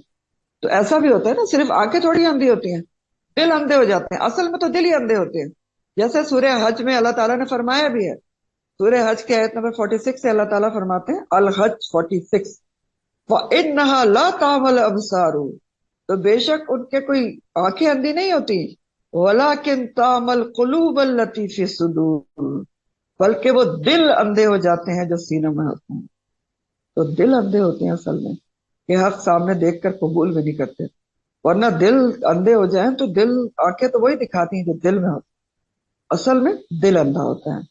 تو ان کے دل ہی اندھے تھے کہ حق سامنے دیکھ کر بھی قبول نہیں کیا، سرکشی کی راہ اپنائے رکھی، مال و دولت جہاں کچھ بھی ان کے کام نہیں آیا، اور اپنے تکبر و خواہش نفس اور ضد اور انا میں انہوں نے پیغمبر کی مخالفت کی، اللہ کی آیات کو جھٹلا دیا. تو کیا ہوا؟ اور اصل میں جھٹلایا کیوں تھا؟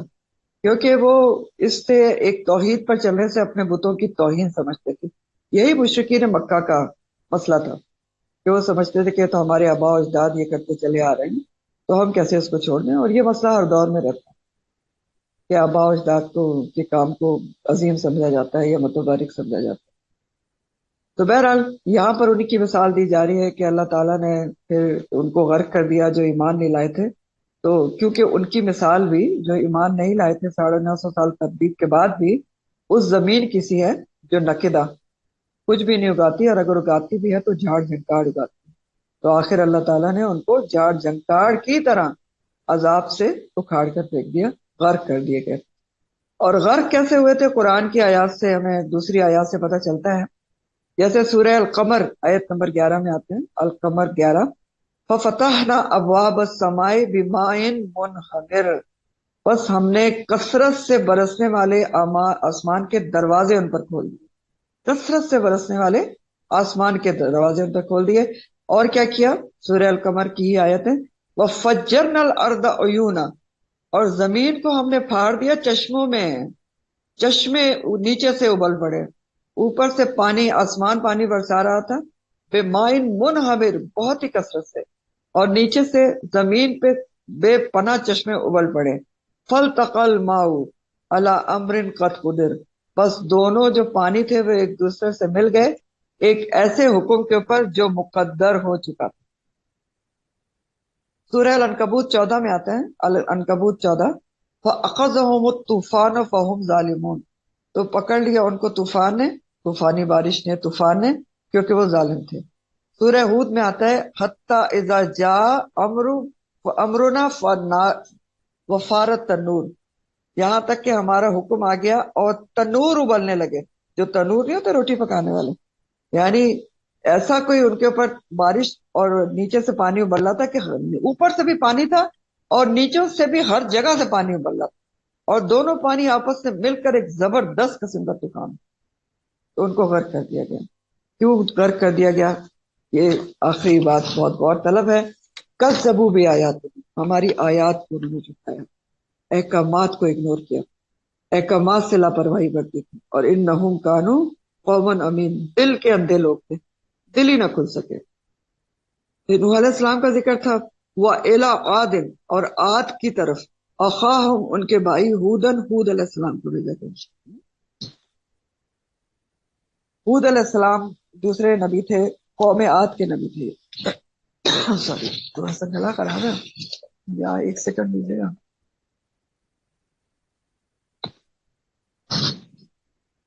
نوح علیہ السلام کا ذکر ختم ہو گیا، اور ان سے جو اگلے نبی ہیں ہود علیہ السلام، ان کا ذکر ہے. اور ان کی قوم کون سی تھی؟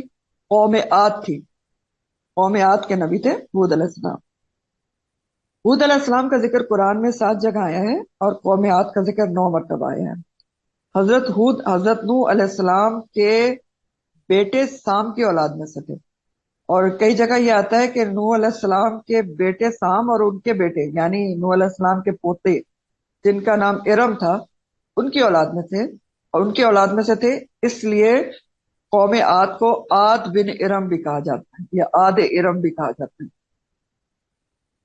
حضرت ہود جو تھے وہ حضرت نوح کے اولاد میں تھے، ان کے بیٹے سام کی اور پوتے ارم کی اولاد، اس لیے قوم عاد کو عاد بن ارم بھی کہا جاتا ہے. تو یہ لوگ جو تھے قوم عاد، یہ شروع میں شریعت پر عمل کرتے تھے، کیونکہ ظاہر ہے نوح علیہ السلام کی جو بچ جانے والی اولاد تھے اس میں سے تھے، تو وہ تو ایمان والے تھے. تو شروع میں یہ عمل کرتے تھے دین پہ، لیکن اس کے بعد ان میں بھی آہستہ آہستہ بگاڑ آئے. اور پھر طوفان نوح کے تقریباً 600 سال بعد حضرت ہود کو ان پر مبعوث کیا گیا. قوم عاد بھی عرب کی قدیم ترین قوموں میں سے تھی، ان کو عاد اولا بھی کہا جاتا ہے. اور عرب جو ہیں، جو مشرکین مکہ جو مخاطبین اول ہیں جن کو قصہ بتایا جا رہا ہے خاص کانٹیکس میں، بتایا تو سبھی کو جا رہا ہے، تو وہ ان کو بہت اچھی طرح جانتے تھے. تو بہت قدیمی قوم تھی عاد، اور عرب کے ہی علاقے سے تعلق رکھتی تھی. عاد اولا کہا جاتا ہے. ان کی شان و شوکت ضرب المثل تھی، اور جب دنیا سے یہ مٹ گئے تو ان کا مٹنا بھی ضرب المثل تھا، مثالی تھا. عرب میں قدیم چیز کو عادی کہتے ہیں، عادی این سے. قدیم جو چیز ہوتی ہے نا پرانی، عربی میں اس کو کہتے ہیں عادی. اور آثار قدیمہ جو ہوتا ہے اس کو عادیات کہتے ہیں، عادیات، آثار قدیمہ. تو یہ جو قوم تھی قوم عاد، اس کا جو علاقہ تھا، مسکن تھا، وہ احقاف کا علاقہ تھا. ہاں، احقاف، سورہ احقاف بھی ہے نا. احقاف کا علاقہ تھا. اور یہ احقاف کا جو لفظ ہے وہ حقفن سے ہے، حقفن، ہا قاف فے، جس کا مطلب ہوتا ہے ریت کے ٹیلے. تو یہ جو احقاف کا علاقہ ہے یہ کوئی اتنا آباد علاقہ نہیں ہے. جب قوم عاد بھی تھی تب بھی یہاں پر ریت کے ٹیلے تھے اور ریگستانی علاقہ تھا. اور احقاف کا علاقہ کہاں ہے؟ حجاز، یمن اور یمامہ کے درمیان واقع ہے. حجاز سے، حجاز ایک طرف لگتا ہے، یمن کا علاقہ کاؤنٹ کیا جاتا ہے، اور یمامہ، ان تین علاقوں کے درمیان احقاف کا علاقہ واقع ہے جہاں پر قوم عاد آباد تھی. تو قوم عاد بہت ہی طاقتور، قد آور، بہت اونچے لمبے قد کے، اور ایک سرکش قوم تھی. کیوں سرکش تھی؟ کیونکہ ان کو اپنے لمبے چوڑے ہونے پر، قوت پر بہت گھمنڈ تھا. تو وَإِلَىٰ عَادٍ أَخَاهُمْ هُودًا، تو عاد کی طرف ان کے بھائی ہود علیہ السلام کو بھیجا گیا. اب ہود علیہ السلام کو بھائی کیوں کہا گیا؟ ہاں؟ قوم عاد کا، کیونکہ نسبی اور قومی بنیاد پر بھائی کہا گیا ہے، کیونکہ یہ قوم عاد ہی میں سے تھے. ابھی آپ کو میں نے بتایا نا کہ وہ نوح علیہ السلام کی وہ اولاد سے چلا، اور قوم عاد کے اندر سے ہی ان کو مبعوث کیا گیا تھا. قوم عاد سے ان کا تعلق تھا. بعض انبیاء ایسے بھی گزرے نا جن کا اپنی قوم سے تعلق نہیں تھا، جیسے لوط علیہ السلام، وہ اپنی قوم میں سے نہیں تھے، تو یہ اپنی قوم میں سے تھے. اسی لیے کہا گیا کہ ویلا آدن اخاہم ہودا. تو ہود علیہ السلام کو ان کی قوم کی طرف مبعوث کیا گیا. تو انہوں نے بھی اپنی قوم سے آ کے کیا کہا، کیا دعوت دی؟ قال یا قومی، اے میری قوم، اعبدوا اللہ، ایک اللہ کی عبادت کرو، ما لکم من الہ غیرو، تمہارے لیے اللہ کے سوا کوئی الہ نہیں، افلا تتقون، تو کیا بھلا تم تقوی اختیار نہیں کرو گے؟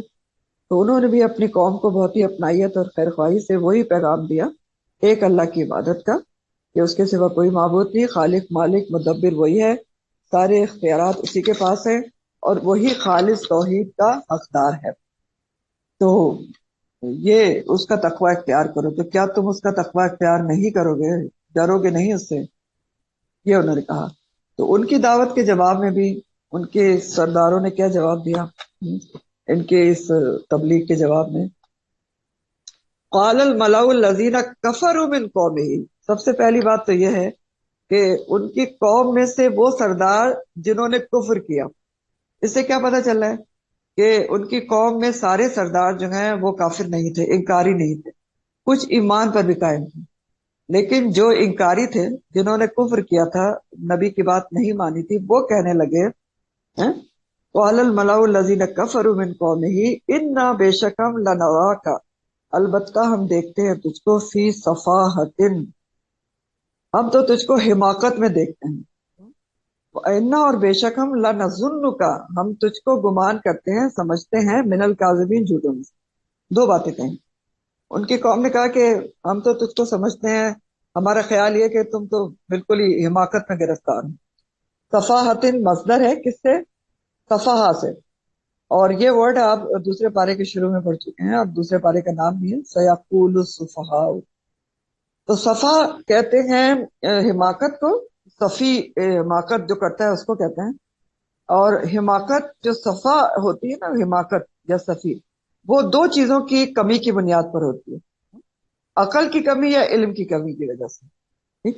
حماقت جس کو صفی یا صفا کہا جاتا ہے، وہ عقل کی کمی یا علم کی وجہ سے، کمی کی وجہ سے ہوتی ہے.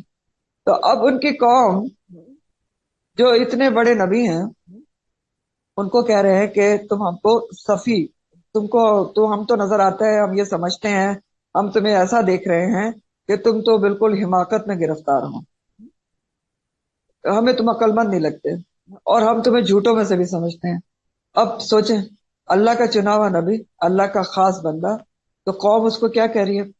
بے عقل کہہ رہی ہے، گمراہ کہہ رہی ہے، جھوٹا کہہ رہی ہے. تو یہی ہوتا ہے کہ شیطان شرک کے سلسلے میں جو اس کی پسندیدہ چیز ہے، ایسی پٹی پڑھاتا ہے، ایسی پٹی باندھتا ہے لوگوں کی آنکھوں پر کہ اچھے خاصے لوگ جو ہیں وہ ان کو نظر آنا بند ہو جاتے ہیں، ان کو الٹا نظر آنے لگتے ہیں. عقل مند لوگ بے وقوف نظر آتے ہیں، دین والے بے وقوف نظر آتے ہیں. اگر آج بھی آپ دیکھیں تو ایسا ہوتا ہے، یہ تو آج بھی ہوتا ہے کہ دین پر چلنے والوں کو لوگ بے وقوف کہتے ہیں نا، سفیہ کہتے ہیں، یہ تو بڑی حماقت میں ہے، پتہ نہیں کیا سمجھتے ہیں.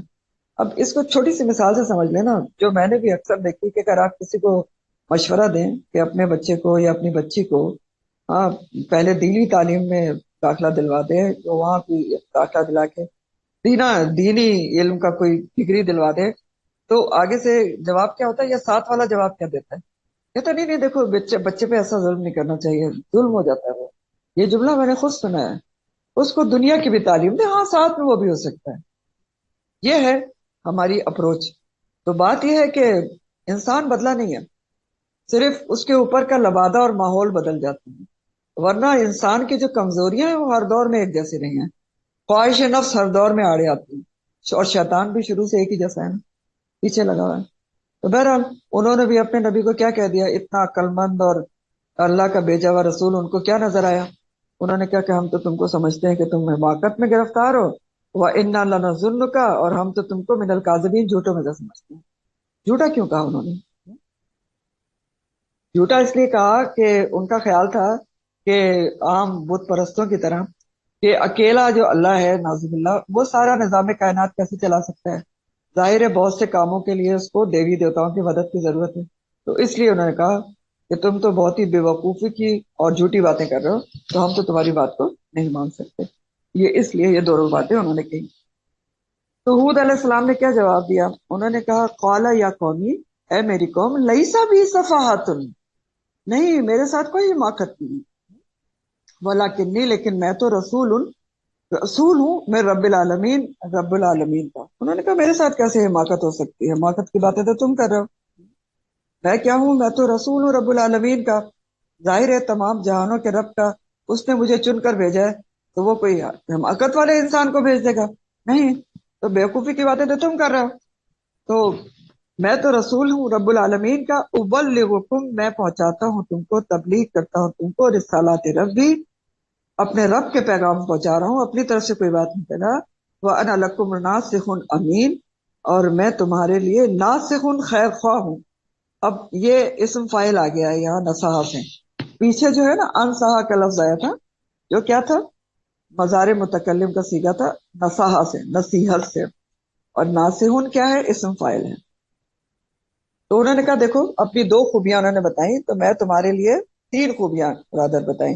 ایک تو میں رسول ہوں رب العالمین کا، اور کیا ہوں؟ ناصح امین ہوں، تمہارا خیر خواہ ہوں، تمہارے لیے خیر خواہی کے پیغامات لے کر آیا ہوں، حقیقتاً تمہارا خیر خواہ ہوں. اور امین ہوں، امانت دار ہوں، یعنی جو پیغامات اللہ نے مجھے دے کر بھیجے ہیں وہ پورے طریقے سے تمہیں پہنچا رہا ہوں، کچھ بھی اس میں کمی زیادتی نہیں کر رہا.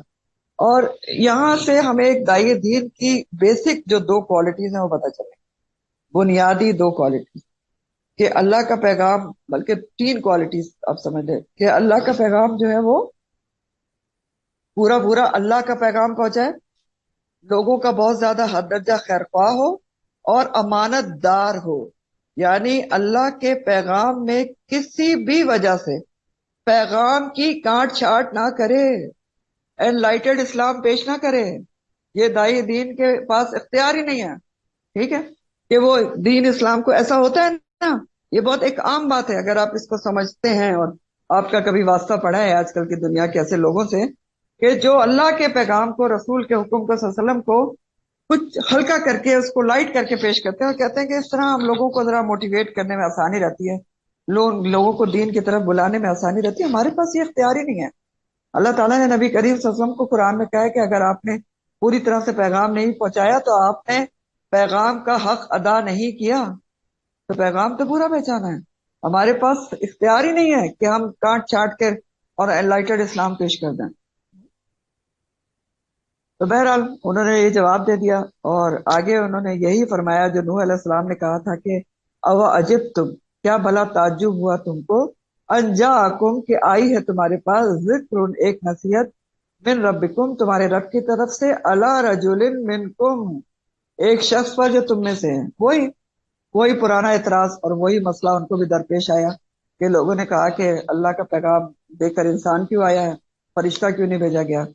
تو حود علیہ السلام نے بھی یہی جواب دیا کہ اس میں عجیب بات کیا ہے، اللہ تعالیٰ کی حکمت اور مصلحت ہے اسی میں ہے کہ وہ اپنے چنے ہوئے بندے کو، انسان ہی کو رسول بناتا ہے تاکہ وہ صحیح طریقے سے لوگوں کو خبردار کر سکے، اور تاکہ انسان ہی کے ذریعے لوگوں کو وہ باتیں سمجھائی جائیں جو ان کے مسئلے ہیں۔ انسان ہی انسان کے مسئلوں کو سمجھ سکتا ہے، تو اس لیے مجھے رسول بنا کر بھیجا۔ اس میں تعجب کی کیا بات ہے؟ ظاہر ہے حکمت مصلحت یہی ہے کہ انسان کی طرف انسان کو ہی رسول بنا کے بھیجا جائے، جیسے اللہ تعالیٰ نے قرآن میں کہا ہے نا کہ اگر جو فرشتے زمین کے اوپر بستے ہوتے ہیں تو ہم پھر فرشتے کو رسول بنا کے بھیجتے، تو فرشتے تو نہیں بستے ہیں، انسان بستے ہیں، تو انسان کو ہی بھیجا گیا۔ پھر آگے وہ کہتے ہیں کہ اس لیے مجھے بھیجا گیا ہے کہ لینذرکم تاکہ وہ خبردار کرے تم کو، مجھے اس لیے اللہ تعالیٰ نے چن کر رسول بنا کے بھیجا ہے۔ اور مزید آگے وہ کیا کہتے ہیں حود علیہ السلام اپنی قوم کو، وَاذْكُرُوا یاد کرو تم سب، اِذْ جَعَلَکُم جب اس نے بنایا تم کو، خلفاء جانشین، خلیفہ کی جمع، من بعد قوم نوح قوم نوح کے بعد۔ اب نوح علیہ السلام کیا کر رہے ہیں؟ اب نوح علیہ السلام اپنی قوم کو اللہ کی نعمتیں یاد دلا کر تذکیر کر رہے ہیں۔ تذکیر بھی اعلی اللہ شروع ہو رہی ہے یہاں سے، ٹھیک، نعمتیں یاد دلا رہے ہیں کہ اے میری قوم یاد کرو، ذرا یاد کرو بہت کہ اللہ تعالیٰ نے تم کو بہت ساری نعمتیں دی ہیں، وہ نعمتوں کو یاد کرو۔ قوم نوح کے بعد تم کو اللہ تعالیٰ نے زمین پر خلیفہ بنایا ہے، زمین پر بسایا ہے، ان کا جانشین بنایا ہے، اور کیا نعمت کی ہے، وہ زادکم اور اس نے زیادہ کیا ہے تم کو، فی الخلق بسطتن جسامت میں، ساخت میں تم کو فراخی دی ہے۔ بستا کا جو لفظ ہے نا یہ سین سے پڑھا جائے گا، اور اس کا روٹ بھی بے سین تو ہوگا، اور یہ وہی بسطا ہے جو آپ نے پیچھے پڑھا تھا نا کہ فرشتے وہ باسطو ایدیہم اپنے ہاتھوں کو پھیلائے ہوئے ہوں گے، تو پھیلانا، فراخی، اس معنی میں بسطا کا لفظ آتا ہے۔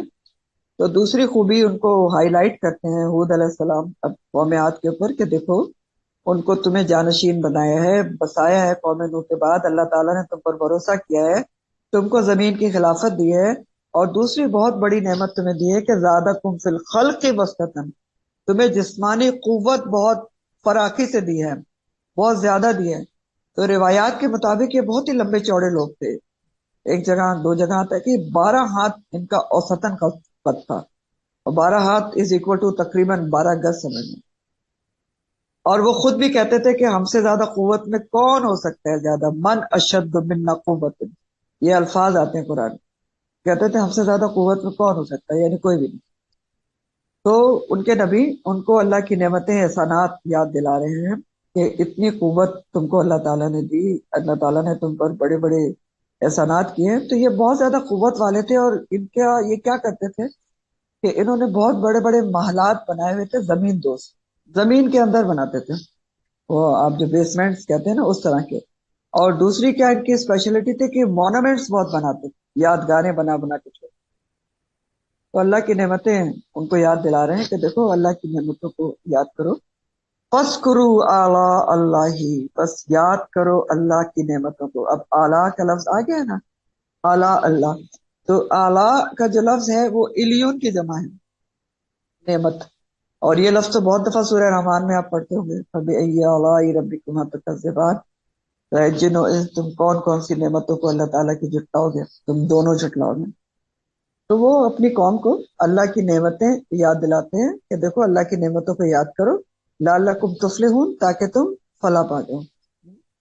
یہاں سے بھی ہمیں کیا پتہ چلتا ہے کہ جب کوئی اللہ کی نعمتوں کو یاد رکھتا ہے تو اس کو فلاح ملتی ہے، اللہ کی نعمتوں کو یاد رکھ کے شکر گزاری کرتا ہے تو فلاح پاتا ہے۔ فلاح کیا ہوتی ہے؟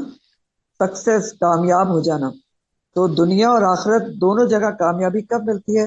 جب انسان اللہ کی نعمتوں کو یاد رکھتا ہے، دل، زبان اور اعضاء سے ان کی شکر گزاری کرتا ہے۔ تو شکر گزاری سے ہمیشہ نعمتوں کا دوام ہوتا ہے نا، کیونکہ اللہ تعالیٰ نے قرآن میں کہا ہے نا کہ لا ان شکرتم لازیدنکم، کہ اگر تم شکر ادا کرو گے تو میں تمہیں بہت زیادہ دوں گا۔ لیکن کچھ لوگ منفی سوچ رکھنے والے ہوتے ہیں، نیگیٹو سوچ ہوتی ہے، تو ان کی نظر صرف دوسروں کی نعمتوں پر ہوتی ہے، اپنی نعمتیں ان کو نظر نہیں آتی، تو پھر ایسے لوگوں کو فلاح نہیں ملتی، وہ تفلحون نہیں ہو پاتے۔ ہاں؟ تو سوچ درست رکھنے کے لیے کیا کرنا ضروری ہے؟ فَاذْكُرُوا آلاء اللہ کرنا ضروری ہے۔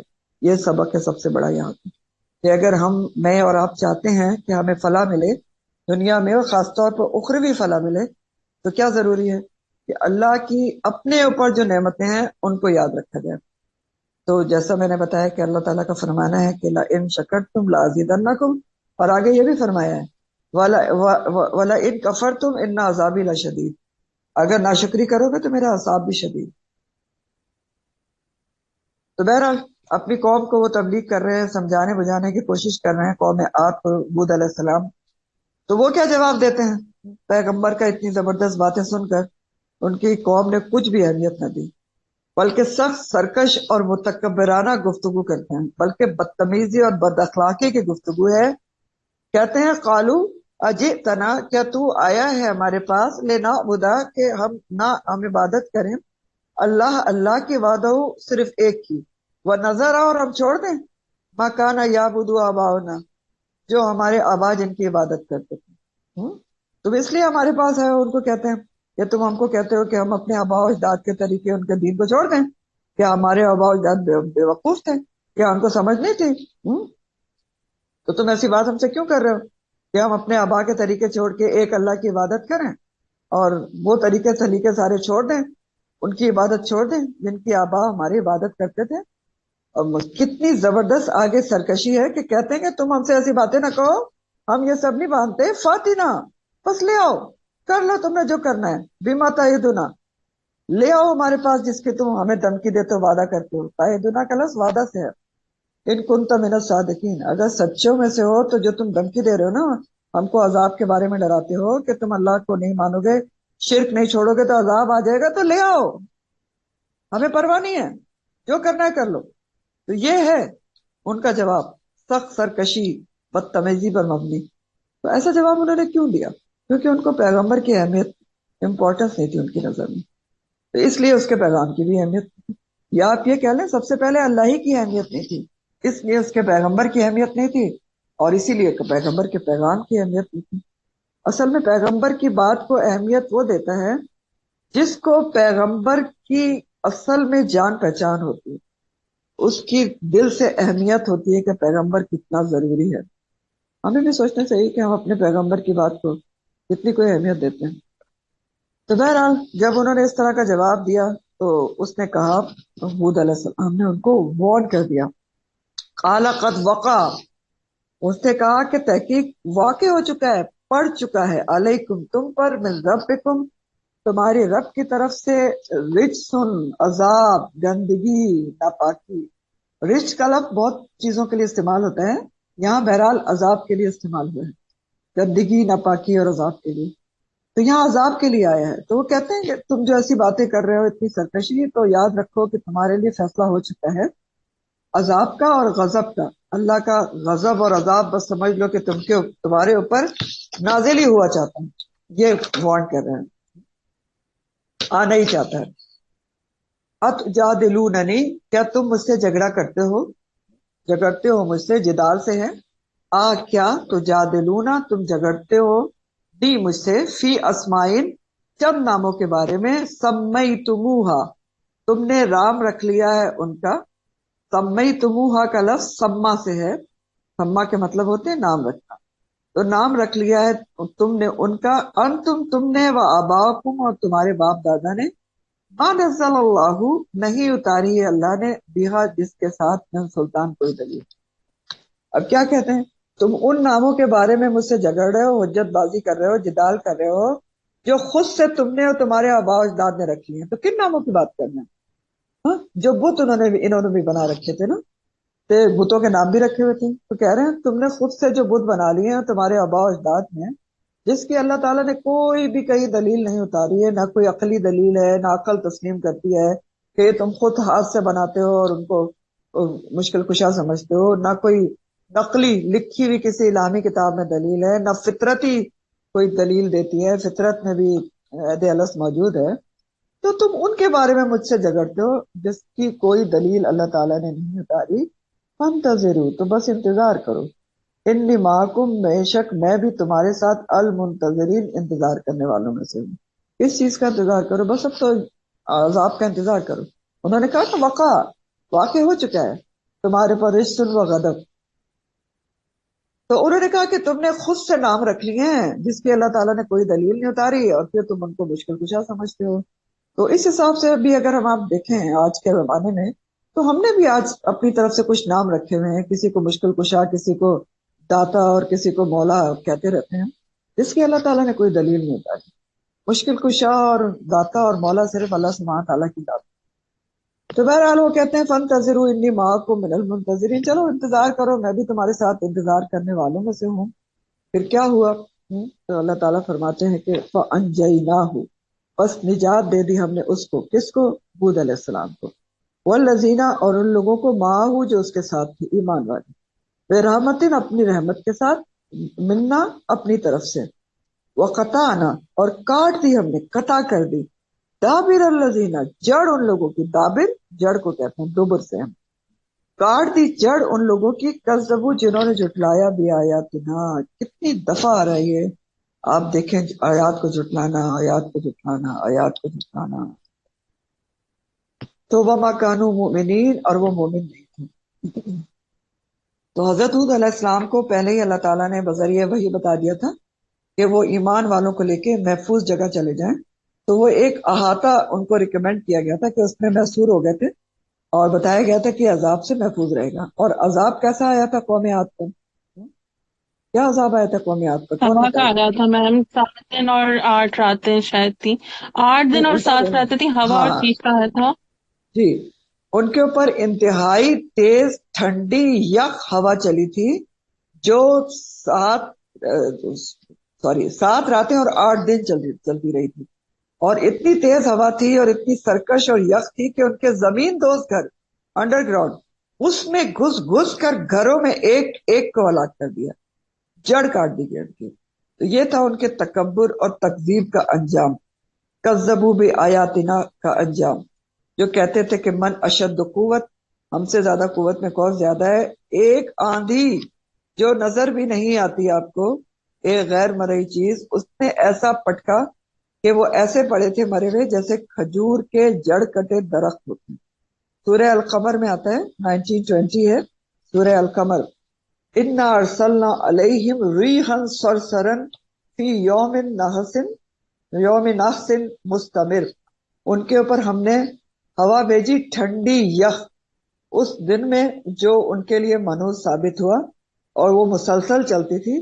تنزع الناسا، وہ کھینچ کھینچ کر پٹکتی تھی لوگوں کو، کأنہم اعجاز نخل منقعر، اور وہ ایسے پڑے ہوئے تھے جیسے کھجور کے اکھڑے ہوئے تنے ہوئے ہوں۔ اب اس میں ایک بات ہے کہ یہ اس میں کہا گیا آیت میں کہ فی یوم نحس، اس دن میں جو ان کے لیے نحوس ثابت ہوا، تو یاد رکھیں کہ دن کوئی بھی نحوس نہیں ہوتا، یہ یہاں پر اس کو دلیل نہ بنا لیں، دن کوئی بھی نحوس نہیں ہوتا۔ انسان کے لیے جو بعض دن کسی انسان کے لیے برے ثابت ہوتے ہیں، اور وہی دن اس کے اعمال کی وجہ سے، دن کوئی منحوس نہیں ہوتا، ٹھیک، کلیئر کٹ سمجھ لیں۔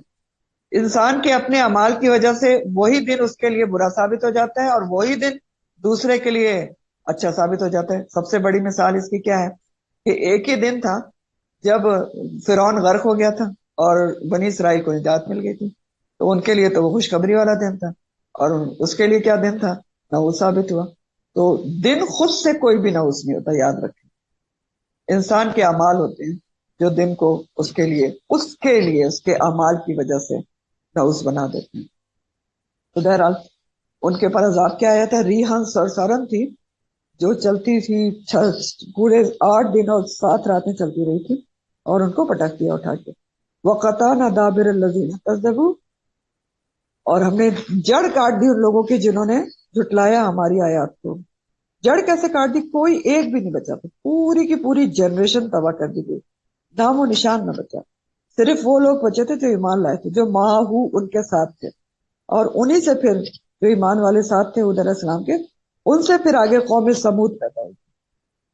تو یہاں پر ہمارے لیے کیا لیسن ہے؟ قوم عاد کو اللہ تعالیٰ نے ہر طرح کی نعمتیں دی تھیں، جسمانی قوت، ڈیل ڈول، قوم نوح کا نام جانشین بنایا تھا، لیکن انہوں نے کیا کیا؟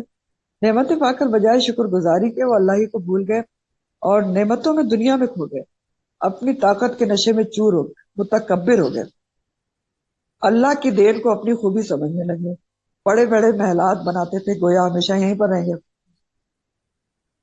بڑے بڑے محلات، اور بہت زیادہ ان کی طرف توجہ کون لوگ دیتے ہیں؟ جو سمجھتے ہیں کہ شاید ہمیشہ ہم نے دنیا ہی میں رہنا ہے، اور ایک محل نہیں بناتے، کئی کئی بناتے ہیں۔ تو وہ بھی اسی طرح کی چیزیں کرتے تھے، اور انتہائی درجے کی تکذیب انہوں نے کی، نبی کو اتنا متکبرانہ اور سرکشی والا جواب دیا، تو یہ انجام ہوا۔ تو ہمیں بھی ہر وقت کیا خیال رکھنا چاہیے کہ ہم بھی خدا نخواستہ کسی بھی درجے میں کہیں بھی اللہ کی آیات کی، اس کے رسول کی تکذیب تو نہیں کرنی، چاہے قولی طور پر ہو یا عملی طور پر۔ دیکھیں تکذیب قولی طور پر بھی ہوتی ہے، عملی طور پر بھی ہوتی ہے۔ قولی طور پر بھی اس طرح ہوتی ہے کہ کہہ دے کہ اس حکم کو میں نہیں مانتی یا مجھے تو سمجھ میں نہیں آتا، تو یہ تکذیب ہی ہوتی ہے کہ مجھے تو اس کی لاجک سمجھ میں نہیں آتی، اور مجھے تو سمجھ میں نہیں آتا کہ یہ کیسا حکم ہے اور آج کل اس پر کیسے عمل ہو سکتا ہے، تو یہ بھی تکذیب ہوتی ہے۔ اور عملی طور پر کہ آپ حکم سنتے رہتے ہیں اگنور کرتے رہتے ہیں، تو یہ بھی کذبوا بھی آیات نام میں ہی آتا ہے سب کچھ۔ تو بہرحال آپ کو پتا ہے کہ نبی کریم صلی اللہ علیہ وسلم کی دعا ہے جو قبول کی گئی تھی کہ آپ کی امت کو یکدم عذاب سے پوری کی پوری کو ختم نہیں کیا جائے گا، تو پوری کی پوری تو ختم نہیں ہوگی، چاہے کتنی بھی تکذیب کرتی رہے، امت کر ہی رہی ہے نا، اب نظر ہی آ رہا ہے۔ امت کہتی ہے کہ جی سنت ہی تو ہے، فرض تھوڑی ہے، امت کہتی ہے کہ جی قرآن کافی ہے، حدیث کی کیا ضرورت ہے۔ تو آپ ہی کی دعا ہے جو قبول کی گئی تھی کہ ایک دم عذاب نہیں آئے گا، لیکن تھوڑا تھوڑا عذاب کسی بھی طریقے سے آ سکتا ہے۔ تو امت مسلمہ کے فرد ہونے کے ناطے ہم میں سے ہر کسی کو ہر دن بلکہ ہر لمحے اپنا محاسبہ کرنا چاہیے کہ میں اللہ اور رسول کے کتنے احکامات پر عمل کر رہی ہوں، اور کہیں کوئی ایسا حکم تو نہیں ہے جس سے میں بے پرواہی برتوں۔ مجھے حکم پتا ہے لیکن میں اس کو اگنور کر رہی ہوں، کیوں؟ کیونکہ میرے خواہش نفس اس کے آڑے آ رہی ہے، یا لوگوں کا ڈر آگے آ رہا ہے۔ یہ آپ کے اور میرے ہر قسم کے سوچنے کی بات ہے، اور بہت بڑا لیسن ہے یہاں سے۔ تو حود علیہ السلام کی قوم کا خاتمہ ہو گیا، قوم عاد کا، ان کے تکبر کی وجہ سے۔ پھر کیا ہوا؟ وَإِلَىٰ ثَمُودَ أَخَاهُمْ صَالِحًا، اور پھر سمود کی قوم سمود کی طرف ان کے بھائی صالح علیہ السلام کو بھیجا گیا۔ قوم سمود جو ہے حضرت صالح علیہ السلام کی قوم تھی۔ حضرت صالح کا نام قرآن میں 9 مرتبہ آیا ہے، اور آپ کی قوم سمود جس پر آپ مبعوث ہوئے تھے اس کا ذکر بھی قرآن میں کئی جگہوں پر آتا ہے۔ ان کو حضرت صالح علیہ السلام کو قوم سمود پر مبعوث کیا گیا تھا، سمود ساسو جیسے آپ کے سامنے لکھا ہے۔ صالح علیہ السلام کا پورا نام صالح بن عبید تھا، صالح بن عبید تھا۔ حضرت ہود کے ساتھ جو ایمان والے بچ گئے تھے انہی سے قوم سمود آگے پیدا ہوئی۔ اور قوم سمود ان کو کیوں کہا گیا؟ اس لیے کہ ان کے قوم سمود کے اندر ایک بہت ہی صالح ان کا جد امجد تھا جس کا نام سمود تھا، تو اس لیے اس کے نام کے اوپر ان کا نام قوم سمود پڑ گیا۔ لیکن قوم سمود کو عاد اخرى بھی کہا جاتا ہے۔ حضرت ہود علیہ السلام کی قوم عاد کو کیا کہا جاتا ہے؟ پیچھے ابھی میں نے آپ کو بتایا تھا، عاد اولا، اور ان کو عاد اخرى بھی کہا جاتا ہے۔ سمود کے قوم کے جو لوگ تھے یہ بھی عربی قبیلے سے تعلق رکھتے تھے، اور عرب کے لوگ ان کو بہت اچھی طرح جانتے تھے، ان کو بھی، یعنی مشرکین مکہ جن کو خاص سیاق میں خاص کانٹیکس میں قصے سنائے جا رہے ہیں، وہ ان کو بہت اچھی طرح جانتے تھے۔ یہ جو قوم سمود ہے یہ تبوک کے قریب ہجر کے مقام پر بستے تھے، یعنی مدینہ سے آپ تبوک جائیں نا تو راستے میں ہجر کا علاقہ پڑتا ہے جہاں پر یہ قوم سمود بستی تھی، اور یہ آج سے تقریباً 6000 سال پہلے کی بات ہے جب قوم سمود ہجر کے مقام پر بستی تھی۔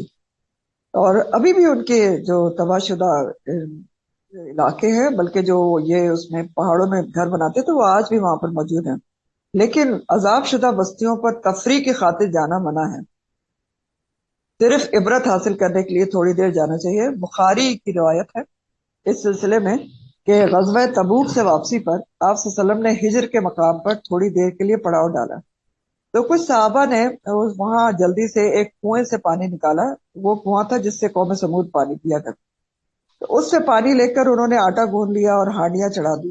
تو جب آپ کو پتا چلا تو آپ نے کہا کہ وہ آٹا پھینک دو، یا یہ کہا کہ اونٹوں کو کھلا دو، اور ہانڈیاں الٹوا دی اور حکم دیا کہ جلدی جلدی یہاں سے کوچ کرو، اور فرمایا کہ گنہگاروں کی بستی میں نہ جایا کرو مگر روتے ہوئے اور استغفار کرتے ہوئے، کہیں ایسا نہ ہو کہ وہ عذاب تم پر بھی آن پڑے جو ان پر آیا. اور پھر آپ نے اپنے اونٹ کے کجاوے پر ہی اپنے منہ پر کپڑا ڈھانپ لیا. روتے ہوئے گزرنے کو کہا نا، اور پھر کیا کیا؟ منہ پر کپڑا ڈال لیا. یہاں تک حدیث کے الفاظ ہیں روایت کے. بہرحال قوم سمود بھی شرک میں مبتلا ہو گئی، کچھ عرصے ٹھیک رہی. تو شرک میں مبتلا کیوں ہو گئے؟ کیونکہ شیطان کا سب سے بڑا اور پہلا ٹارگٹ یہی ہے کہ وہ شرک میں گرفتار کرواتا ہے، کیونکہ اس کو پتا ہے کہ اللہ تعالیٰ شرک کسی حال میں معاف نہیں کرے گا.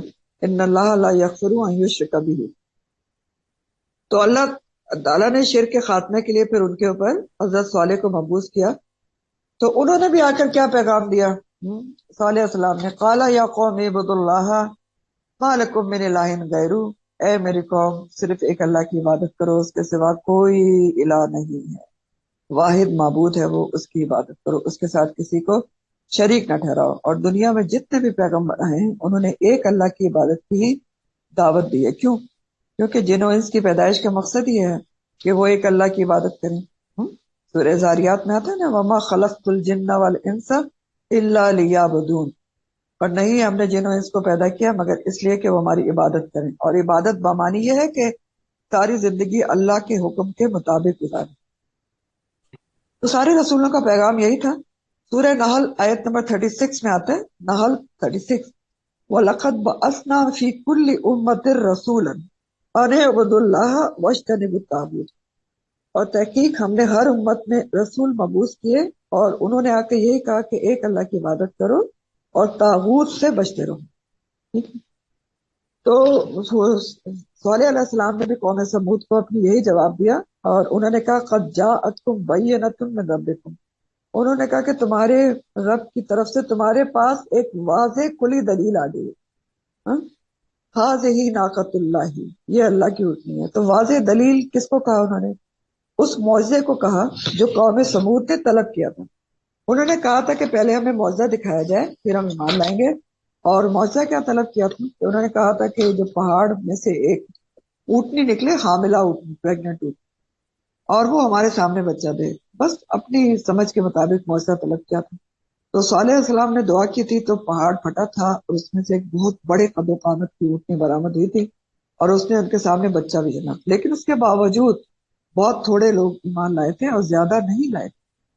تو اس وقت صالح علیہ السلام نے اپنی قوم کو تنبیہ بھی کی تھی کہ دیکھو تمہارے پاس قد جاءتکم بینۃ من ربکم ھذہ ناقۃ اللہ، یہ اللہ کی اونٹنی ہے، موزانہ طور پہ اللہ کی طرف سے پیدا کی گئی ہے. لکم آیا تمہارے لیے ایک نشانی ہے، معجزہ ہے. تو خبردار کیا کیا تھا؟ فذروہا، بس چھوڑ دے اس کو. بذرا یذرو سے تاکل، کھاتی پھرے، چرتی پھرے، فی الارض، زمین میں، اللہ ہی اللہ کی. اور ولا تمسوہا، نہ تم چھونا اس کو، بسوء، ساتھ برائی کے، ورنہ کیا ہوگا؟ فیاخذکم، ورنہ پکڑ لے گا تم کو عذاب علیم، دردناک عذاب. ٹھیک، تو خبردار کیا تھا کہ ایسا نہیں کرنا ورنہ دردناک عذاب آئے گا. مزید وہ اپنی قوم کو سمجھاتے ہیں. صالح علیہ السلام وَاذْكُرُوا، اور یاد کرو، اذ جعلکم، جب اس نے بنایا تم کو خلفاء، جانشین، من بعد عاد، عاد کی قوم کے بعد تم کو اللہ تعالیٰ نے زمین پہ جانشینی بخشی ہے، تم کو جانشین بنایا ہے، اللہ کی زمین کا خلیفہ بنایا ہے. وَبَوَّأَکُمْ، اور تمہیں ٹھکانہ دیا ہے فی الارض، زمین. بوا کا جو لفظ ہے یہ ایسا ٹھکانہ ہوتا ہے جو اس کی انسان کی پسند اور طبیعت کے مطابق ہو. ٹھیک ہے، تو کہتے ہیں کہ دیکھو تمہاری پسند اور طبیعت کے مطابق تمہیں ٹھکانہ دیا ہے. کیسے؟ کہ فی الارض، زمین میں، کہ تم تتخذونا، تم بناتے ہو، من سہولہا، اس کے میدانوں میں، زمین کے میدانوں میں تم بناتے ہو، قصورن. سہولہا جو ہے سہل کی جمع ہے، اور سہل میدان کو کہتے ہیں، ہموار زمین کو کہتے ہیں سہل، میدانی علاقہ، کیونکہ وہ سہولت والا ہوتا ہے نا، اس لیے سہل اور سہول کہتے ہیں. اور انہوں نے کہا نعمت یاد دلائی اللہ کی کہ اللہ تعالیٰ نے تم کو اتنے زبردست ٹھکانے دیا ہے. ایک تو تم میدانی علاقوں میں محلات بناتے ہو. قصوراً جو ہے قصر کی جمع ہے، ہاں قصر مشیدہ پڑھتے ہیں نا آپ قرآن میں. تو تم زمین کے میدانی علاقوں میں محلات بناتے ہو، اور دوسری طرف تم کیا کرتے ہو، تنحتون، اور تم تراشتے ہو الجبالا پہاڑوں کو بیوتن گھروں میں. دو طرح کے تم گھر بناتے ہو. تنحتونا کا لفظ نحت سے ہے، نون ہاتھ تا، پتھر کو تراشنے کے لیے یہ لفظ استعمال ہوتا ہے. تو دیکھو تم دو طرح کے گھر بناتے ہو. اتنی زبردست تمہیں اللہ تعالیٰ نے نعمتیں دی ہوئی ہیں. تو قوم عاد دو طرح کے گھر بناتی تھی، تو یہ عیاشی میں تھے.